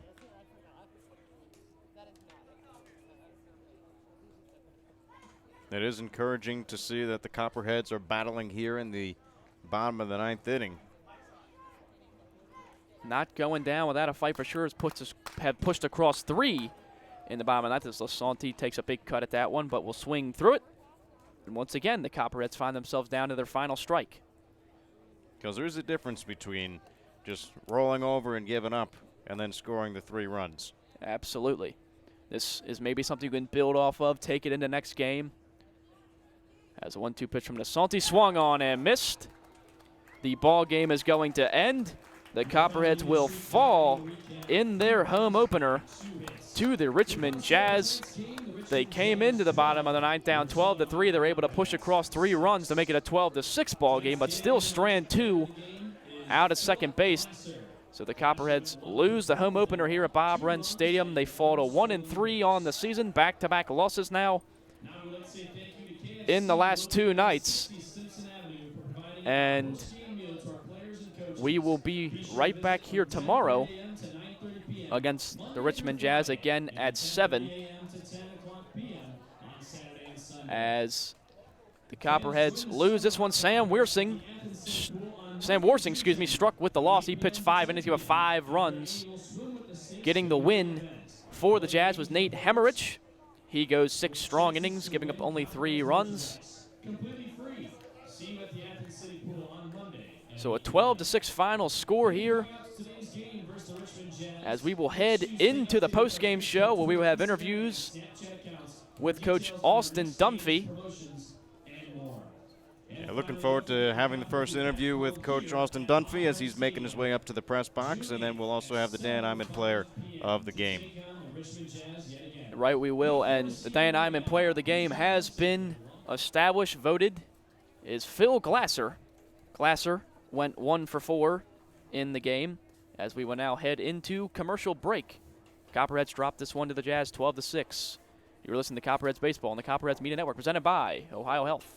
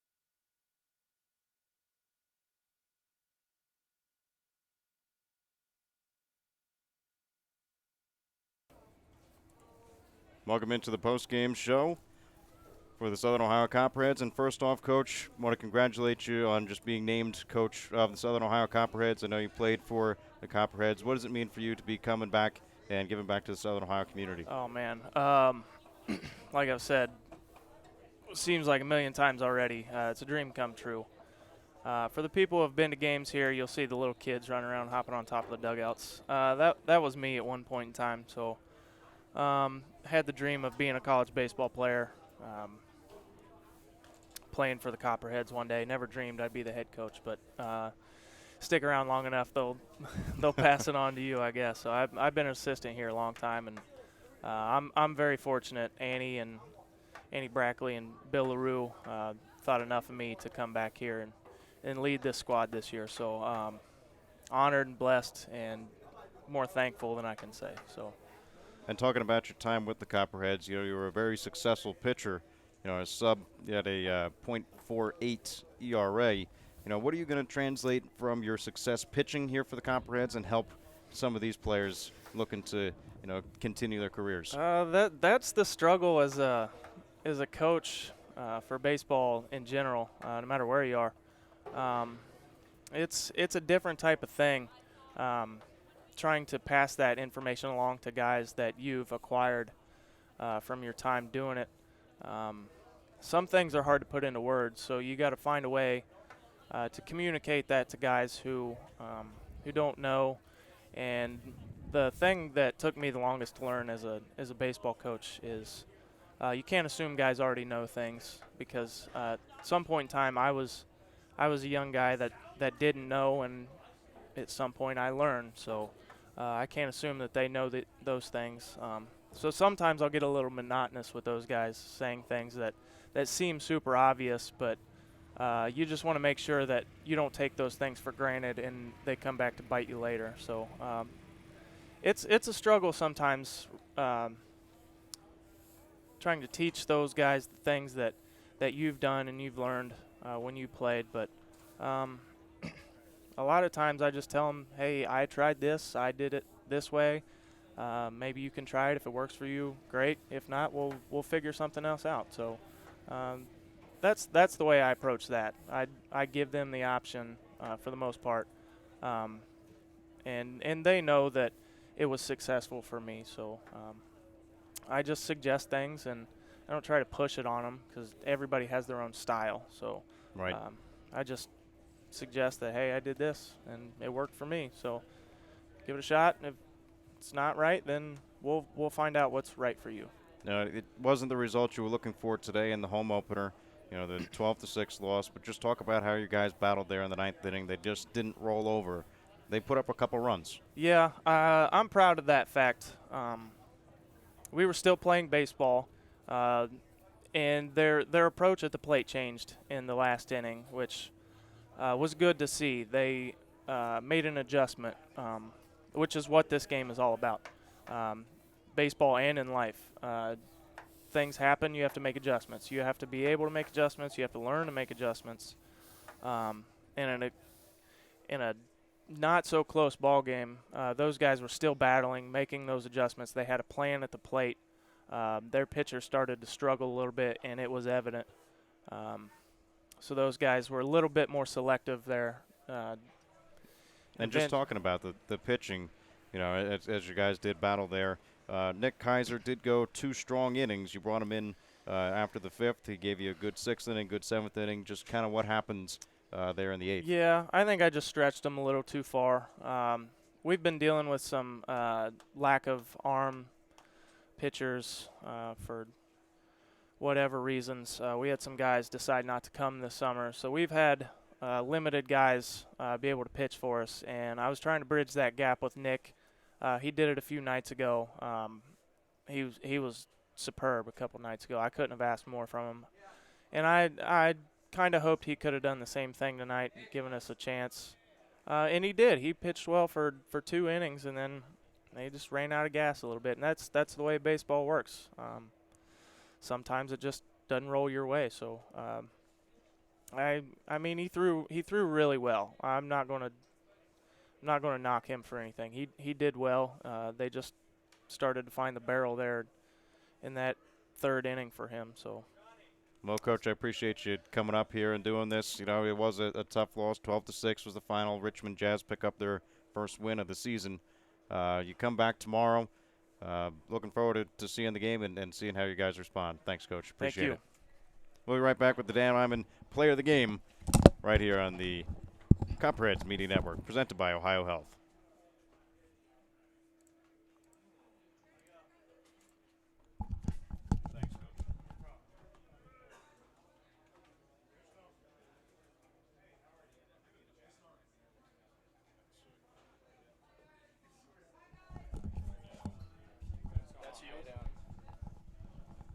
I turned down his mic.